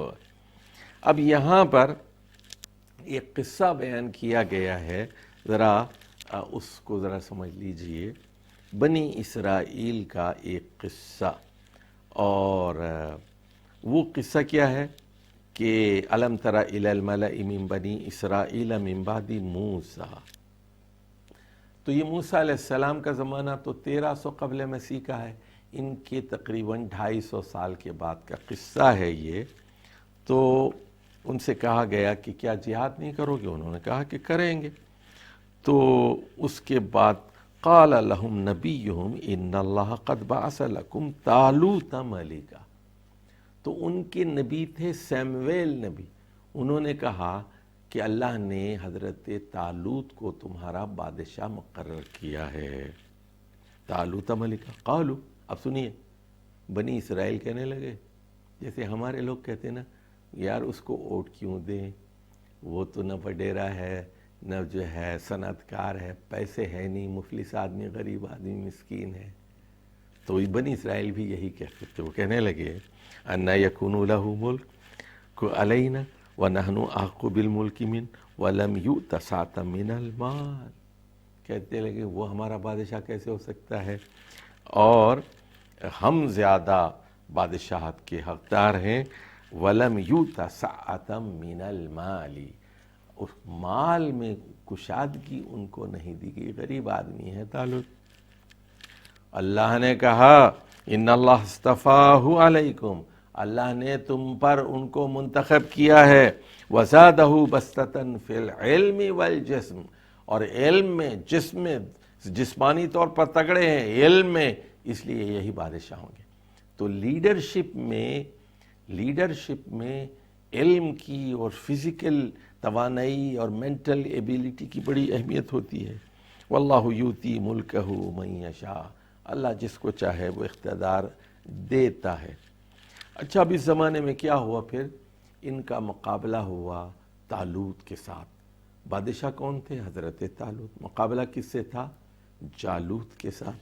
درمیان میں اللہ نے ان کو آزمایا، کہا کہ یہ نہر ہے، اس کا پانی نہیں پینا، لیکن سوائے چند لوگوں کے سب جو ہے نافرمانی کر کے پانی پیتے رہے۔ پھر کیا ہوا؟ اب جب لڑائی چھڑ گئی طالوت کے ساتھ، اس وقت جو ہے وہ آیتیں دیکھیے، کم من فیۃ قلیلۃ غلبت فیۃ کثیرۃ باذن اللہ، اور ولما برزوا لجالوت وجنودہ قالوا ربنا افرغ علینا صبرا وثبت اقدامنا وانصرنا علی القوم الکافرین۔ اب اس نبی جو ہے وہ حضرت سیمویل تھے، اور بادشاہ جو ہیں وہ طالوت، حضرت طالوت تھے، اور انہوں نے یہ دعائیں کی، اللہ ہمیں ثابت قدم رکھ۔ ان کے ساتھ اچھے پکے مسلمان مجاہد موجود تھے، اور ہمارے اوپر صبر انڈیل دے، افرغ علینا صبرا وثبت اقدامنا، ہمارے قدم جما دے، اور کافر قوم پر ہمیں کہ ان کے مقابلے میں ہمیں مدد عطا فرما۔ فہزموہم باذن اللہ، اللہ کے حکم سے انہوں نے پچھاڑ دیا۔ وقتل داؤد جالوت، حضرت داؤد علیہ السلام 16-17 سال کے نوجوان تھے، انہوں نے جا کر جالوت کو قتل کر دیا۔ اور پھر بعد میں حضرت طالوت کے بعد حضرت داؤد بادشاہ بنا دیے گئے۔ اور حضرت طالوت نے اپنی بیٹی کا نکاح ان کے ساتھ کر دیا. حضرت داؤد علیہ السلام ہیرو بن گئے. بعد میں اللہ تعالیٰ نے انہیں نبی بھی بنا دیا اور انہیں زبور دی گئی. بہت ہی نیک آدمی تھے اور ایک دن چھوڑ کر ایک دن روزہ رکھتے تھے. بہت اچھی آواز میں زبور کی تلاوت کرتے تھے. بادشاہ بھی تھے، نبی بھی تھے، خوش الحان بھی تھے اور عادل بھی تھے، منصف بھی تھے. تو یہ اب اس کے بعد اللہ تعالیٰ وہ فرماتا ہے دیکھو تلک الرسل فضلنا بعضهم علی بعض، یہ ہیں رسول، بعض کو بعض پر ہم نے فضیلت دی. منہم من کلم اللہ، ان میں کچھ ہیں جن سے اللہ نے گفتگو کی، جیسے حضرت موسیٰ اور محمد صلی اللہ علیہ وسلم جن سے معراج کے موقع پر گفتگو کی. ورفع بعضهم درجات، اور بعض کو کے درجے بلند کیے. وآتینا عیسی ابن مریم البینات وایدناہ بروح القدس، اور ان کو بینات عطا کی، روح قدس سے ان کی مدد کی. اور اس کے بعد دیکھیے اب آیت نمبر 254 آ رہی ہے. اب ذرا ترتیب کلام ذرا غور سے آپ توجہ سے سنیے. ادھر دیکھیے، طاغوت کے خلاف مقابلہ کرنا ہے. طاغوت کے خلاف مقابلہ کرنا ہے. کیوں کرنا ہے؟ اللہ کے لیے کرنا ہے. ایک طرف اللہ کے بندے ہیں، دوسری طرف طاغوت کے بندے ہیں، دونوں کا مقابلہ ہے. اب اللہ کے بندوں کو جہاد کرنے کے لیے کیا چیز چاہیے؟ پیسہ چاہیے، انفاق چاہیے، اور ایمان چاہیے کس پر؟ اللہ پر، اور ایمان چاہیے آخرت پر. اب بات کو سنیے، طاغوت کے مقابلے کے لیے مسلمانوں کو کیا چاہیے؟ اللہ پر ایمان، آخرت پر ایمان، اور پیسہ. ہتھیاروں کے لیے پیسہ، گھوڑوں کے لیے، اونٹوں کے لیے، ٹینکوں کے لیے، ہوائی جہازوں کے لیے پیسہ چاہیے. پیسے کے بغیر جنگ لڑی نہیں جا سکتی. جاہدوا باموالکم وانفسکم. اب یہاں سے آگے تک ایک مضمون جا رہا ہے. اب یہ دیکھیے آیت نمبر 254 254. وَأَنفِقُوا يَا أَيُّهَا الَّذِينَ آمَنُوا أَنفِقُوا مِمَّا رَزَقْنَاكُمْ مِنْ قَبْلِ أَنْ يَأْتِيَ يَوْمٌ لَا بَيْعٌ فِيهِ وَلَا خُلَّةٌ وَلَا شَفَاعَةٌ. تو اس دن کے آنے سے پہلے پیسہ خرچ کرو، موت سے پہلے پیسہ خرچ کرو ایمان والوں کو. اچھا اب ادھر دیکھیے یہ کون سی آیت ہے؟ 254. اب درمیان میں کچھ آیتیں آتی ہیں. اس کے بعد 261 سے 274 تک 14 آیتیں جہاد کے بارے میں. اپنی کاپی پہ نوٹ کیجئے. 254 آیت انفاق کے بارے میں ہے. اس کے بعد 261 سے 274، فرام 261 to 274، 14 آیتیں کس کے بارے میں؟ انفاق کے بارے میں. اب 254 کے بعد کیا ہے؟ آیت الکرسی. 255 میں آیت الکرسی ہے، اللہ کا تعارف ہے، اللہ کے لیے لڑنا ہے نا طاغوت. 256 میں کیا ہے؟ وہاں طاغوت کا ذکر ہے. 257 میں کیا ہے؟ طاغوت کا ذکر ہے. اچھا اب آ جائیے 258 میں کس کا ذکر ہے؟ نمرود کا، ابراہیم علیہ السلام کے خلاف. 259 میں کس کا ذکر ہے؟ آخرت کا ذکر ہے. 260 میں کس کا ذکر ہے؟ پھر حضرت ابراہیم کو جو اللہ تعالیٰ نے نشانیاں دکھائی تھیں جب انہوں نے پوچھا تھا کیف تحیی الموتیٰ، اے اللہ تو مردوں کو کس طرح زندہ کرتا ہے، آخرت کے ثبوت کے لیے. تو یہ جو آیت نمبر 259 اور 260 ہے، 259 اور 260، یہ آخرت کی دلیلوں سے متعلق ہیں. اور اس کے بعد پھر 14 آیتیں انفاق کی آئیں گی. ذرا اس نظم کلام کو اچھی طرح سمجھ لیجیے. چلیے جی اب آتے ہیں 254 کی طرف. کیا کہا گیا؟ انفقوا مما رزقناکم من قبل ان یاتی یوم لا بیع فیہ. قیامت کا دن جس دن لین دین نہیں ہوگا، جرمانہ نہیں دے سکتے اور کوئی سفارش کام نہیں آئے گی، اس دن سے پہلے اللہ کی راہ میں خرچ کرو. کیوں خرچ کرو؟ اللہ کے لیے، توحید کے لیے. اچھا اب یہاں دیکھیے آیت الکرسی. اللہ کون ہے؟ وہ اس کے علاوہ کوئی الہ نہیں. الہ کون ہے؟ طاقتور، جو پناہ دیتا ہے، طاقت کا مرکز اور منبع. اچھا، یہ الحی، کبھی مرتا نہیں. ہم بھی زندہ ہیں لیکن ہم مر جائیں گے. ہماری ایک تاریخ پیدائش بھی ہے، اللہ کی کوئی تاریخ پیدائش نہیں. ہماری ایک تاریخ وفات بھی ہوگی، اللہ کی کوئی تاریخ وفات نہیں. ہمیشہ سے ہے، ہمیشہ زندہ رہے. قیوم، اور وہ ساری کائنات، وہ قائم سے مبالغہ ہے، قیوم، ساری دنیا کو تھامے ہوئے اپنے بل بوتے پر قائم ہے. اور سنیے، وہ نہ اونگتا ہے اور نہ وہ سوتا ہے. لا تأخذہ سنۃ ولا نوم. سینہ، اونگ بھی اس کو اپنی گرفت میں نہیں لیتی اور نیند بھی اس کو اپنی گرفت میں نہیں لیتی. اچھا، یہ کیا ہوتا ہے؟ اگر میں سو جاؤں، فرض کیجئے ایسے سو جاؤں، اور فرض کیجئے میں جج ہوں، سو جاؤں، ادھر وکیل ہے ادھر وکیل ہے، میں دلائل نہیں سن پاؤں گا اور فیصلہ غلط کروں گا. تو سونے سے کیا ہوتا ہے؟ غفلت طاری ہوتی ہے اور سورس آف اگنورنس اور لا علمی کا سبب بنتی ہے. اور جب علم ختم ہو جاتا ہے تو وہ ظلم ہوتا ہے، غلط فیصلے ہوتے. تو اللہ اگر سو جائے، اگر ایک منٹ کے لیے بھی، ایک سیکنڈ کے لیے بھی اونگ بھی لے، نیپ بھی لے لے، تو ہوگا کیا؟ دنیا کا نظام درہم برہم ہو جائے. تو اللہ تو اونگتا بھی نہیں، اور زمین آسمان کا وہ مالک ہے اور کوئی اس کے آگے سفارش نہیں کر سکتا. اب دیکھیے، من ذا الذی یشفع عندہ، کس میں دم ہے؟ کون ہے وہ؟ ذرا 30 بار خاں ذرا میرے سامنے تو آئے. الا باذنہ، اس کے حکم کے بغیر، اس کی اجازت کے بغیر کوئی پر نہیں مار سکتا. لا یتکلمون، کوئی بول نہیں سکے گا.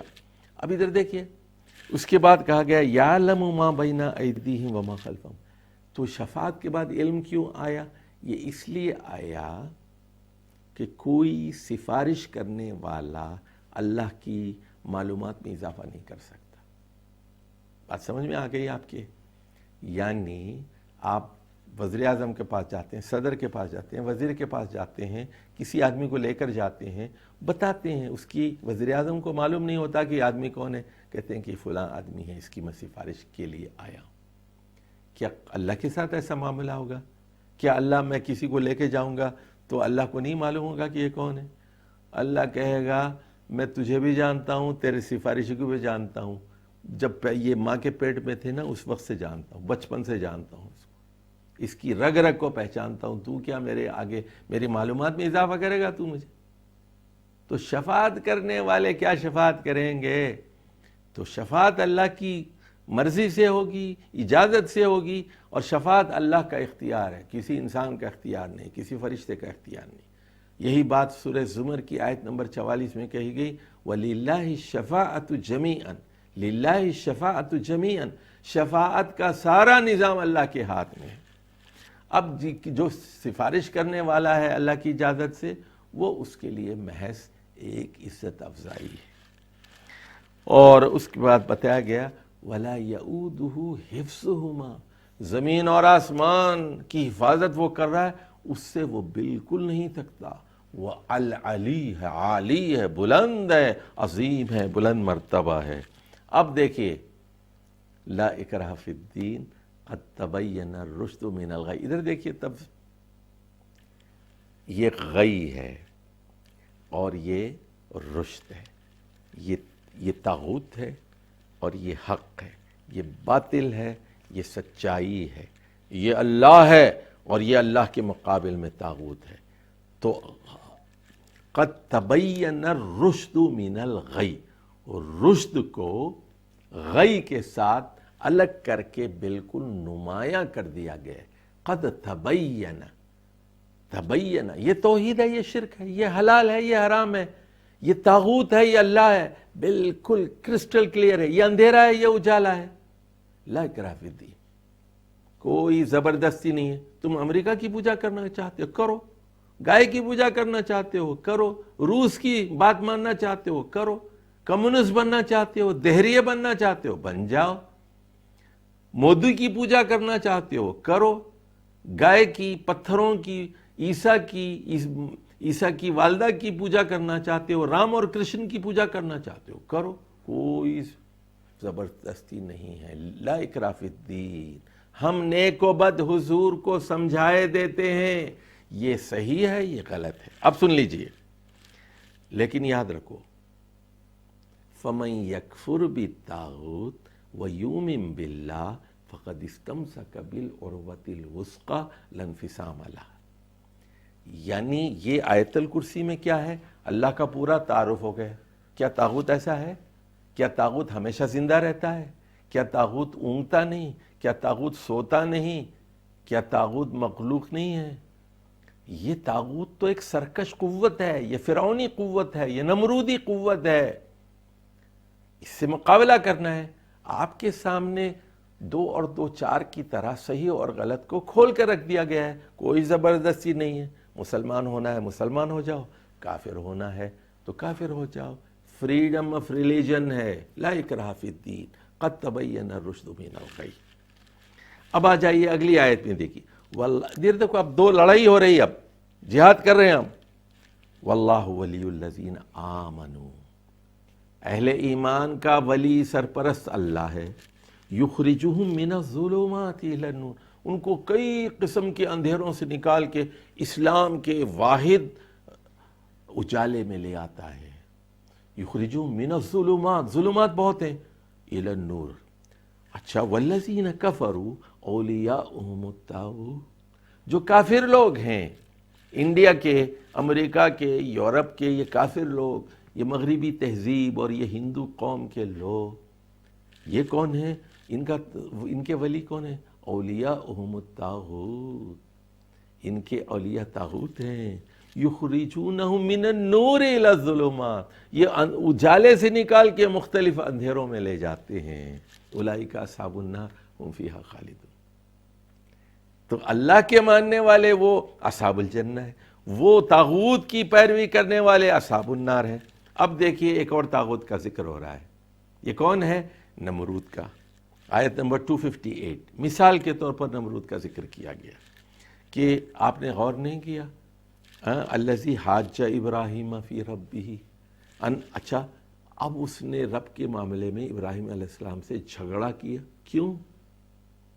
پھر نمرود کو جھگڑا کرنے کی کیا ضرورت تھی؟ اللہ نے کہا گیا، اللہ کہتا ہے ان آتاہ اللہ الملک۔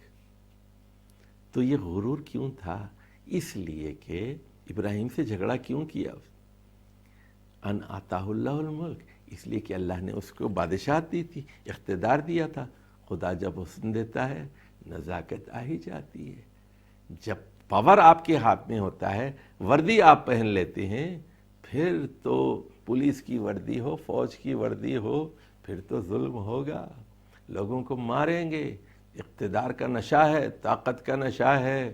خدا بنے تھے یگانہ مگر بنا نہ گیا۔ اچھا، حضرت ابراہیم نے کہا ربی الذی یحیی و یمیت، میرا رب تو وہ ہے جو زندہ کرتا ہے موت دیتا ہے۔ قال انا احیی و امیت، نمرود کہنے لگا کہ میں زندگی دیتا ہوں، میں موت دیتا ہوں۔ ایک بے گناہ کو بلایا اس نے، اس کا قتل کرا دیا، دیکھو موت میرے ہاتھ میں۔ ایک کی سزائے موت ہو چکی تھی، کہہ دیا کہ تو آزاد ہے، تو کہہ دیا کہ دیکھو میں نے اس کی جان بخشی کر دی۔ قال ابراہیم، حضرت ابراہیم بڑے ہوشیار تھے، انہوں نے کہا کہ فإن اللہ یأتی بالشمس من المشرق فاتی بها من المغرب، اللہ تو سورج کو مشرق سے طلوع کرتا ہے، ذرا مغرب سے نکال کر دکھا تو صحیح۔ فبہت الذی کفر، وہ مبہوت ہو گیا۔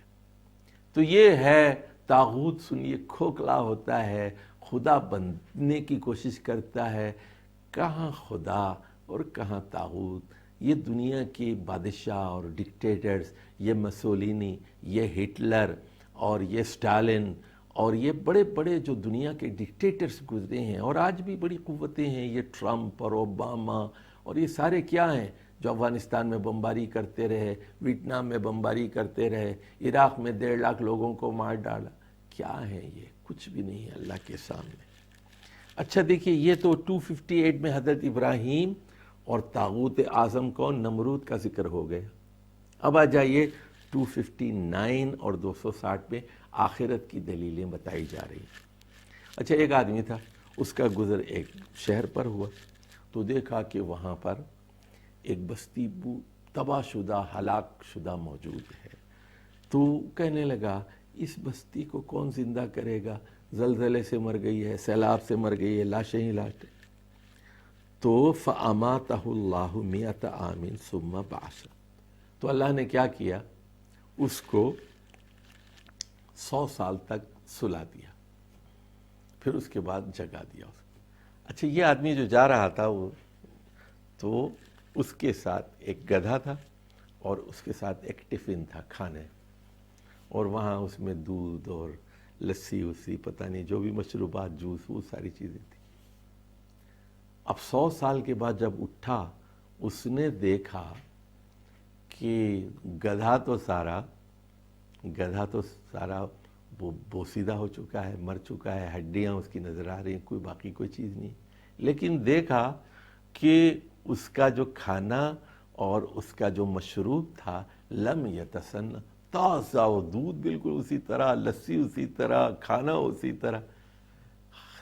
دیکھیے آپ تو وانظر الی حمارک، دیکھ بھائی ذرا اپنے گدھے کی طرف تو دیکھ لے، اور فانظر الی طعامک و شرابک لم یتسن، کہ ایک چیز جو زندہ تھی، گدھا تھا، وہ تو مر چکا ہے، انجر پنجر اس کا، لیکن یہ جو چیزیں تھی بالکل فریش۔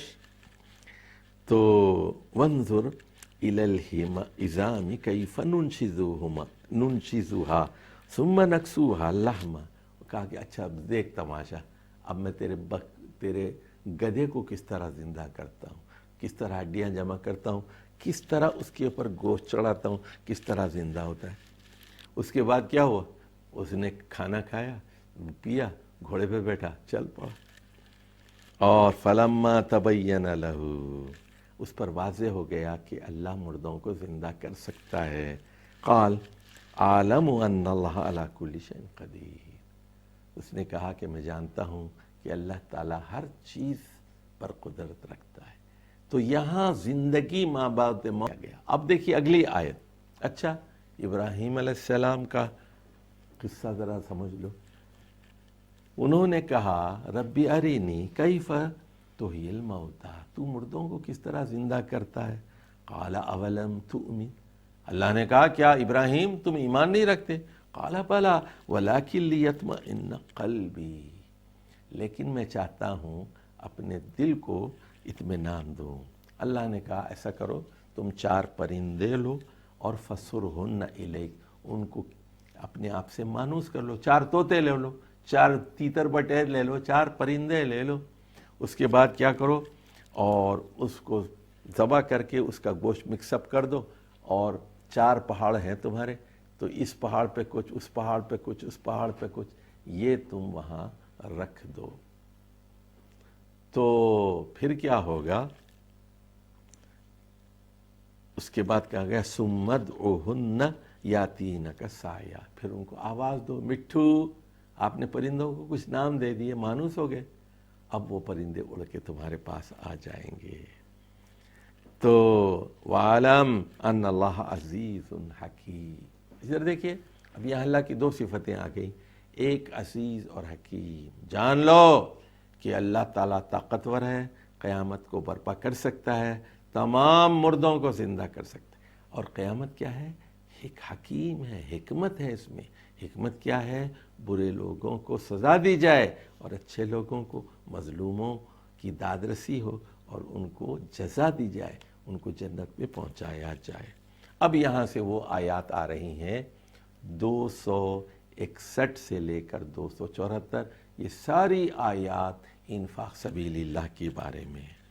تو یہاں بتایا جا رہا ہے، دیکھو کہ وہ آدمی جو خرچ کرتا ہے، ذرا غور سے سنیے، مثل الذین ينفقون اموالہم، فرض کیجئے میرے پاس 100 روپے ہیں، یہ 100 روپے ہیں میرے پاس، اور میں نے اس وقت 6 بج رہے ہیں، فرض کیجئے 6 بج رہے ہیں اور میرے پاس یہ 100 روپے، ٹھیک ہے، میں نے کیا کیا، یہ جو 100 روپے ہیں یہ میں نے اللہ کی راہ میں دے دیے۔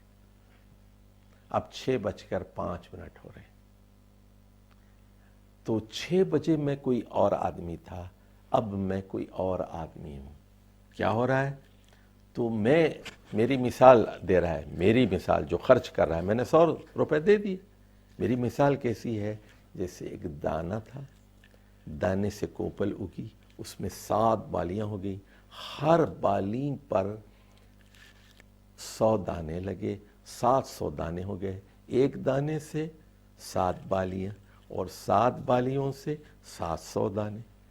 تو میں 6 بجے کیا تھا اور 6:05 پر کیا ہوں؟ 100 روپے خرچ کرنے سے پہلے کیا تھا، 100 روپے خرچ کرنے کے بعد کیا بن گیا ہوں۔ یعنی پیسے کی بات نہیں ہو رہی ہے، میری بات ہو رہی ہے۔ میرا دل بڑھ گیا، میرا دماغ بڑھ گیا، میرا ایمان بڑھ گیا، میں وہ آدمی نہیں ہوں، اب میں ایک مختلف قسم کا آدمی ہوں۔ میں ایک دانے سے 700 دانے والا آدمی بن گیا ہوں۔ تو میرا دل بڑھ گیا ہے، میری فیاضی بڑھ گئی ہے، آخرت پر یقین بڑھ گیا۔ میں نے کیوں دیے 100 روپے؟ اللہ کو خوش کرنے کے لیے دیے۔ تو میں فیاض بن گیا، دریا دل بن گیا، تو میری گروتھ ہو رہی ہے۔ تو جو لوگ اللہ کی راہ میں مال خرچ کرتے ہیں ان کی مثال ایک دانے کی سی ہے۔ اس کے بعد اس کے آداب سکھائے گئے، وَلَا تُبْتِلُوا الصَّدَقَاتِ وَلَا تُبْتِلُوا صَدَقَاتِكُمْ بِالْمَنِّ وَالْأَذَى۔ آپ نے فرض کیجئے میں نے 100 روپے اپنے بھائی کو دے دیے، اب بھائی سے کہہ رہا ہوں میں نے 100 روپے نہیں دیے تھے تجھے، تکلیف دے رہا ہوں اس کو، کتنی مرتبہ پیسے مانگے گا، پچھلے ہفتے 100 روپے نہیں دیے تھے، چلو پورا ثواب چلا گیا۔ اذیت دی، تکلیف دی، احسان جتایا، اپنے صدقات کو احسان جتا کر تکلیف دے کر غارت مت کرو۔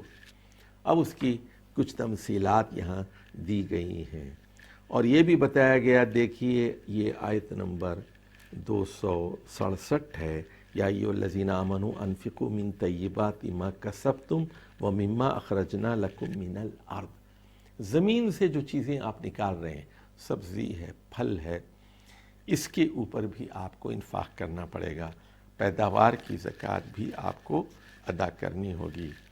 آخر میں یہاں کہا جا رہا ہے، دیکھیے یؤتی الحکمت من یشاء، یؤتی الحکمت من یشاء، اللہ تعالیٰ جس کو چاہے حکمت دیتا ہے۔ یہاں حکمت سے کیا مراد ہے؟ یہاں حکمت سے مراد فیاضی ہے، دریا دلی ہے۔ جس کو اللہ تعالیٰ یہ صفت دے دے کہ وہ اللہ کی راہ میں خرچ کر رہا ہے تو وہ حکیم ہے، سمجھدار آدمی ہے۔ اور وما انفقتم من نفقۃ او نذرتم من نذر فإن اللہ یعلم، آپ نے نذر مانی یا اللہ کی راہ میں کوئی معمولی سا صدقہ کیا، اللہ کے علم میں ہے، اللہ آپ کو اجر و ثواب سے نوازے گا۔ آپ یہ صدقات چھپائیں تو بہت اچھا ہے، لیکن ظاہر بھی کر سکتے ہیں۔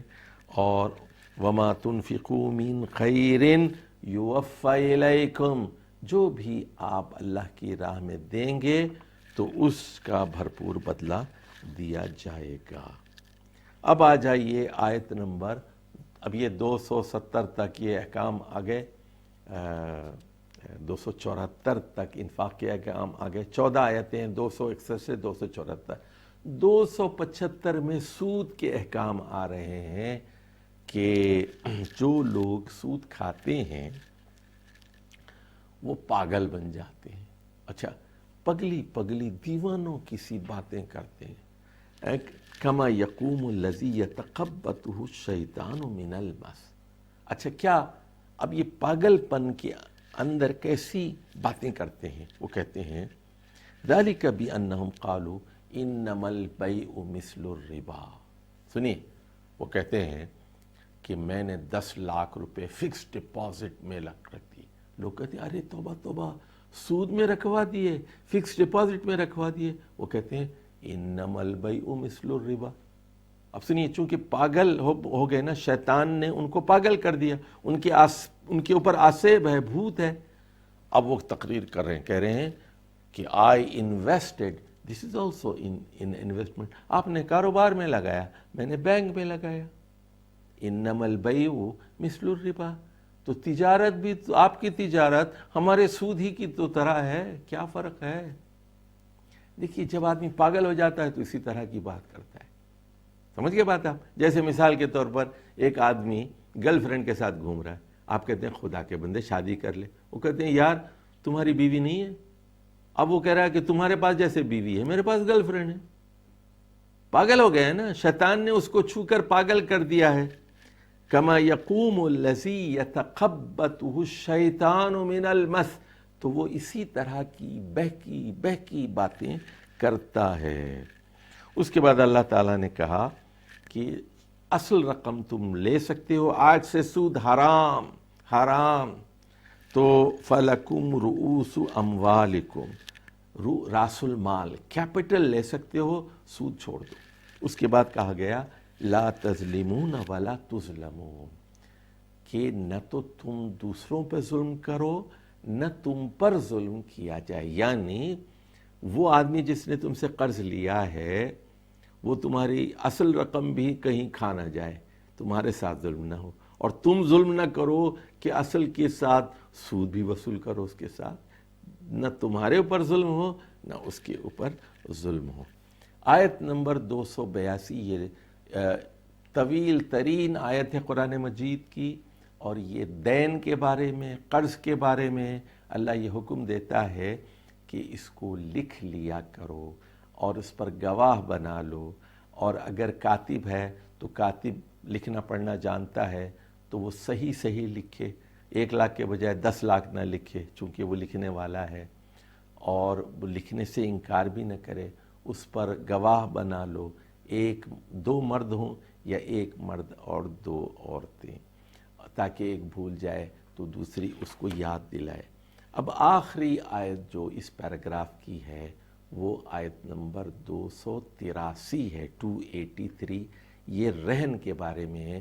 اگر آپ حالت سفر میں ہیں اور تو آپ اس صورت میں آپ کیا کرتے ہیں، آپ کو پیسوں کی ضرورت پڑی تو آپ کوئی چیز وہاں ضمانت کے طور پر رکھ دیتے ہیں، اپنی انگوٹھی اتار کے دے دیتے ہیں، بیوی کا زیور لے کے دے دیتے ہیں، اور پھر کہتے ہیں کہ ہم پیسے لا کر یہ آپ سے واپس لیں گے. اپنی تلوار رکھ دیتے ہیں، اپنی زرہ رکھ دیتے ہیں، اپنا اونٹ رکھ دیتے ہیں.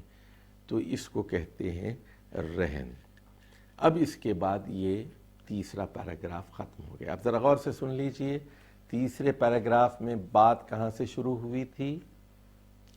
قبلہ بدل گیا ہے. وَكَذَلِكَ جَعَلْنَاكُمْ أُمَّةً وَسَاطًا، مسلمانوں تم لوگوں کو ایک معتدل قوم بنا دیا گیا ہے. تمہارا کام کیا ہے؟ شہادت حق، دنیا کے سامنے حق کی گواہی. پھر بتایا گیا جہاں بھی تم رہو خانہ کعبہ کی طرف رک کر کے نماز پڑھو. پھر کہا گیا کہ نماز بہت اہم چیز ہے، اور یہ تم سے ایک مشروط وعدہ ہے، اللہ کو یاد رکھو تو اللہ تم کو یاد رکھے گا. اور اس کے بعد پھر جہاد کے احکام دیے گئے. اللہ کی راہ میں مرنے والوں کو مردہ مت کہو. اور اللہ نے کہا میں تمہیں آزماؤں گا خوف سے، بھوک سے، اور مال کے نقصان سے، انفس کے نقصان سے، اور فوائد کے نقصان سے. ان اللہ مع الصابرین، اور صابرین کا مطلب کیا ہے؟ مجاہدین. اور پھر اس کے بعد وہ سارے احکام آتے ہیں انفاق کے، حج کے، جہاد کے.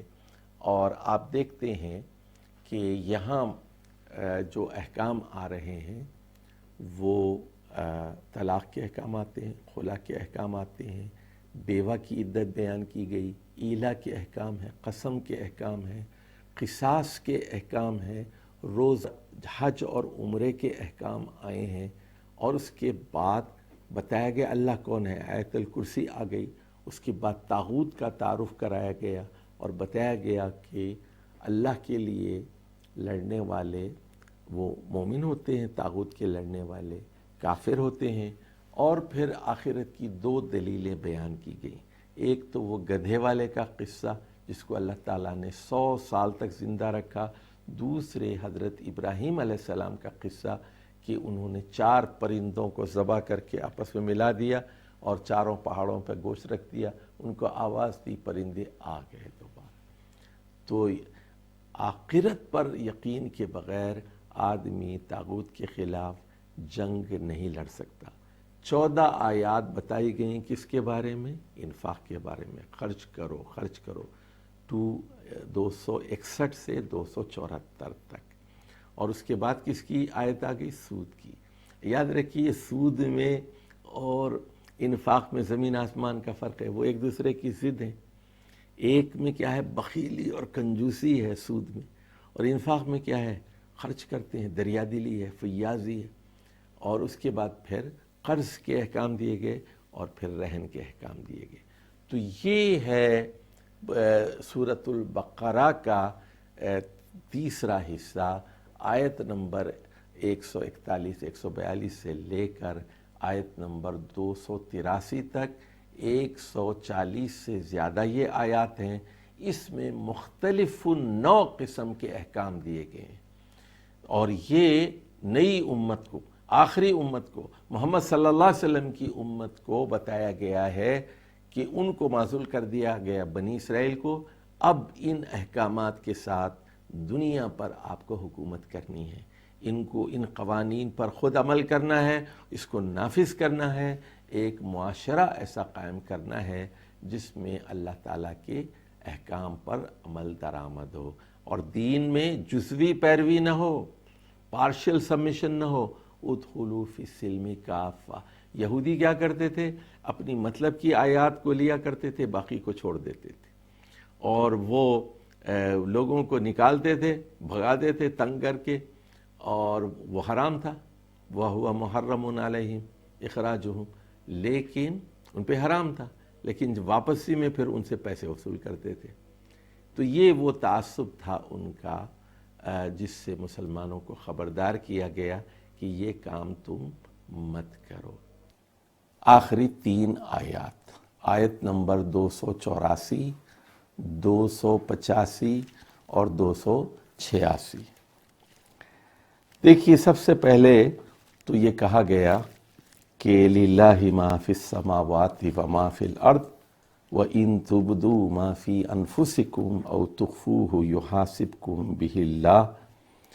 تو یہاں جو پہلی بات کہی گئی لِلَّهِ مَا فِي السَّمَاوَاتِ وَمَا فِي الْأَرْضِ، تو اس میں یہ اشارہ کیا گیا کہ آسمانوں اور زمین میں جو کچھ ہے وہ اللہ کا ہے، اسی کی حکمرانی ہے، اسی کی فرما روائی ہے، وہ جس کو چاہے ہٹا دے اور جس کو چاہے منصب پر فائز کر دے۔ اور اس نے 2500 سال تک بنی اسرائیل کے سر پر انی فضلتکم علی العالمین کا تاج رکھا، اور اب وہ انہیں معزول کر کے یہ ذمہ داری امت مسلمہ کے حوالے کر دی۔ دوسری بات جو یہ کہی گئی کہ اگر تم اپنے دل میں جو کچھ ہے وہ چھپاؤ یا ظاہر کرو، ان تبدوا ما فی انفسکم او تخفوہ، یہ بات یاد رکھو، یحاسبکم بہ اللہ۔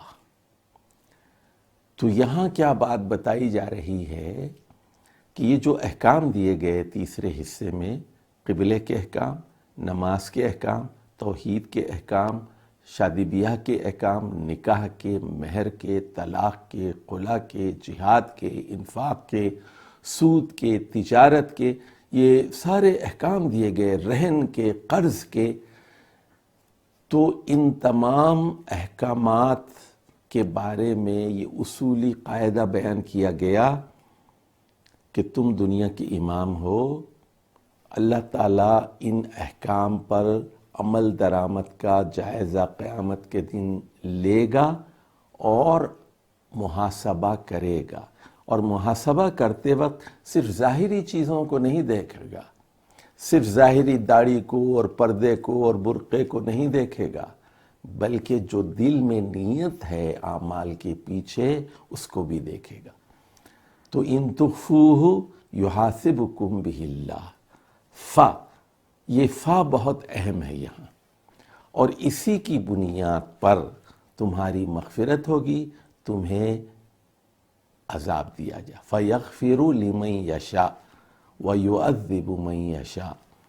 تو یہاں فا کا یہ مطلب ہے کہ جو ان احکام پر نیک نیتی سے خلوص دل کے ساتھ عمل کرے گا ان کی مغفرت ہوگی، اور جو منافقت اختیار کرے گا یا پھر کفر اختیار کرے گا تو اس کے لیے سزا ہوگی۔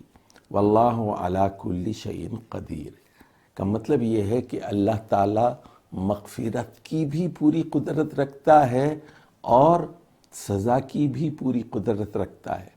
جنت اسی کے ہاتھ میں ہے، کسی اور کے ہاتھ میں نہیں ہے۔ دوزخ اسی کے ہاتھ میں ہے، کسی اور کے اختیار میں نہیں ہے۔ ہر چیز پر وہ قدرت رکھتا ہے۔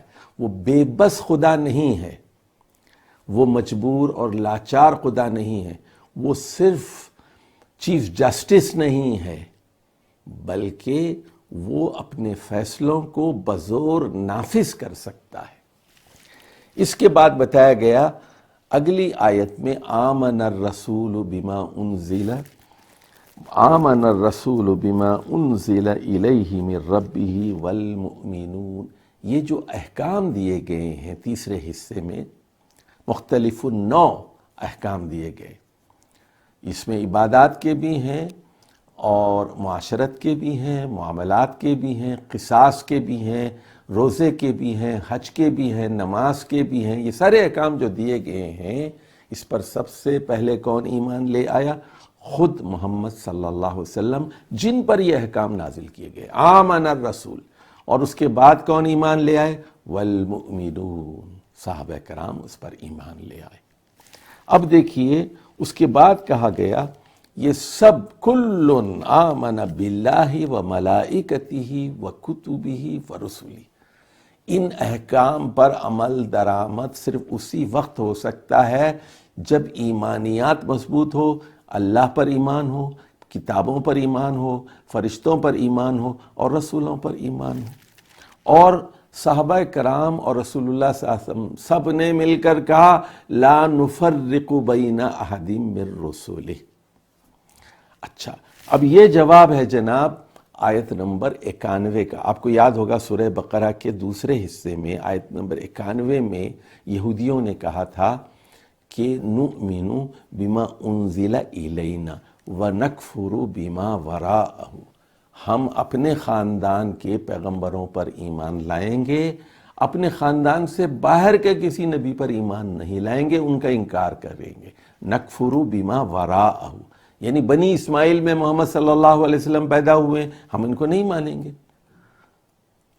تو صحابہ کرام نے کہا یہ میرا خاندان تیرا خاندان، یہ تعصب آپ کو مبارک ہو، ہم تفریق نہیں کرتے، ہم آپ کے پیغمبروں کو بھی مانتے ہیں، آپ کے خاندان کے پیغمبروں کو، اور ہمارے خاندان میں جو پیغمبر پیدا ہوئے آخری محمد صلی اللہ علیہ وسلم، ہم ان پر بھی ایمان لاتے ہیں۔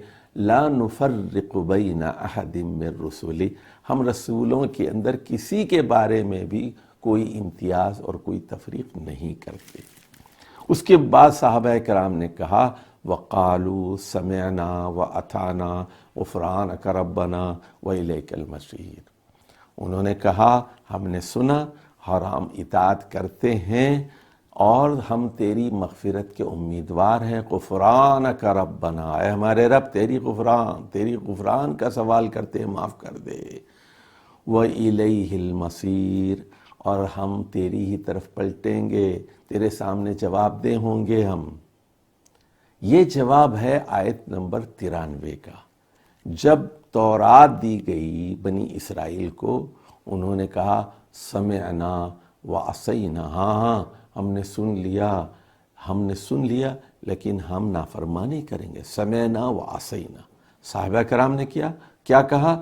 سمعنا واطعنا غفرانک ربنا والیک المصیر۔ اب ذرا غور کیجئے، آیت نمبر 286 ہے سورۃ البقرہ کی، بہت مشکل آیت ہے، لیکن دیکھیے اس میں کتنے نکتے ہیں۔ پہلا نکتہ یہ ہے کہ لا یکلف اللہ نفسا الا وسعہا، اللہ تعالیٰ کسی انسان کو، کسی متنفس کو، کسی ذی روح کو اس کی وسعت اور استطاعت سے زیادہ کی تکلیف نہیں دیتا۔ اگر آدمی غریب ہے اس کو زکوٰۃ کی تکلیف نہیں دیتا، اس کو حج کی تکلیف نہیں دیتا۔ لا یکلف اللہ نفسا الا وسعہا۔ اگر آپ امیر ہیں، صاحب نصاب ہیں، تبھی آپ پر زکوٰۃ فرض ہوگی، ورنہ نہیں۔ تو اگر آپ کھڑے ہو کر نماز نہیں پڑھ سکتے تو بیٹھ کر پڑھیے، بیٹھ کر نہیں پڑھ سکتے تو لیٹ کر پڑھیے۔ اگر آپ وضو نہیں کر سکتے، غسل نہیں کر سکتے، تیمم کر کے نماز پڑھیے۔ لا یکلف اللہ نفسا الا وسعہا، یہ پہلا قاعدہ بتا دیا۔ اور کیوں بتایا؟ کہ یہ جو سارے احکام آپ کو دیے گئے ہیں، نماز کے، روزوں کے، حج کے، قصاص کے، انفاق کے اور جہاد کے اور نکاح کے اور طلاق کے اور مہر کے اور سود کے اور رہن کے اور قرض کے سارے احکام جو سورۃ البقرہ کے تیسرے حصے میں دیے گئے ہیں، یہ حسب استطاعت فرض ہیں۔ استطاعت سے زیادہ کسی پر بوجھ نہیں ڈالا جاتا۔ اب اس کے بعد دوسرا قاعدہ، آخری آیت کا دوسرا قاعدہ، لہا ما کسبت وعلیہا مکتسبت۔ اگر وہ لہا ما کسبت من الاعمال الصالحات وعلیہا مکتسبت من الاعمال السیئات، کہ اگر وہ اچھے صالح اعمال کریں گے، وہ تو ان کے حق میں ہو گئی ان کی کمائی، کسب ان کے حق میں جائے گی وہ کمائی۔ اگر بری کمائی کریں گے وہ ان کے خلاف جائے گی۔ یہ اصول طے ہو گیا۔ آپ کو آزادی ہے، فریڈم آف چوائس ہے، اب مرضی ہے کہ انسان کیا کماتا ہے، اور فیصلہ جنت اور دوزخ کا کسب کی بنیاد پر ہوگا، محنت کی بنیاد پر ہوگا۔ اس کے بعد پھر یہ بات کہی گئی کہ ایک دعا سکھائی گئی، ربنا لا تؤاخذنا ان نسینا او اخطانا۔ اچھا، یہ بھی ایک تیسرا قاعدہ ہے اس آخری آیت میں، اے اللہ ہمیں نہ پکڑ اگر ہم بھول جائیں یا پھر ہم نادانستہ کوئی غلطی کر بیٹھیں، ان انٹینشنل۔ اس میں آتا ہے کہ رفع القلم، قلم اٹھا لیے گئے، فرشتے ان کے گناہ نہیں لکھتے۔ اگر کوئی بھول ہو جائے اور خطا ہو جائے، غیر ارادی طور پر ان انٹینشنل کوئی چیز ہو، اس پر اللہ تعالیٰ کی طرف سے گرفت نہیں ہوتی۔ مسلمان بھی یہی کرتے ہیں۔ لا، اسی طرح کہا گیا، دیکھیے، لا یؤاخذکم اللہ باللغو فی ایمانکم، دو تم تکیہ کلام کے طور پر قسم کھا لیتے ہو، اس پر مواخذہ نہیں ہوگا۔ ہاں، تم شعوری طور پر قسم کھاتے ہو، مال ہتھیانے کے لیے جھوٹ بولتے ہو، جھوٹی قسم عدالت میں جا کے دیتے ہو، مکان کے لیے، زمین کے لیے، پھر اس پر مواخذہ ہوگا۔ ویسے بات چیت میں کہتے ہیں اللہ کی قسم، اللہ کی قسم، یہ لغو ہے، بیکار بےہودہ قسم کی قسم ہے، تو اس پر پکڑ نہیں ہوگی۔ والسلام علیکم ورحمۃ اللہ وبرکاتہ۔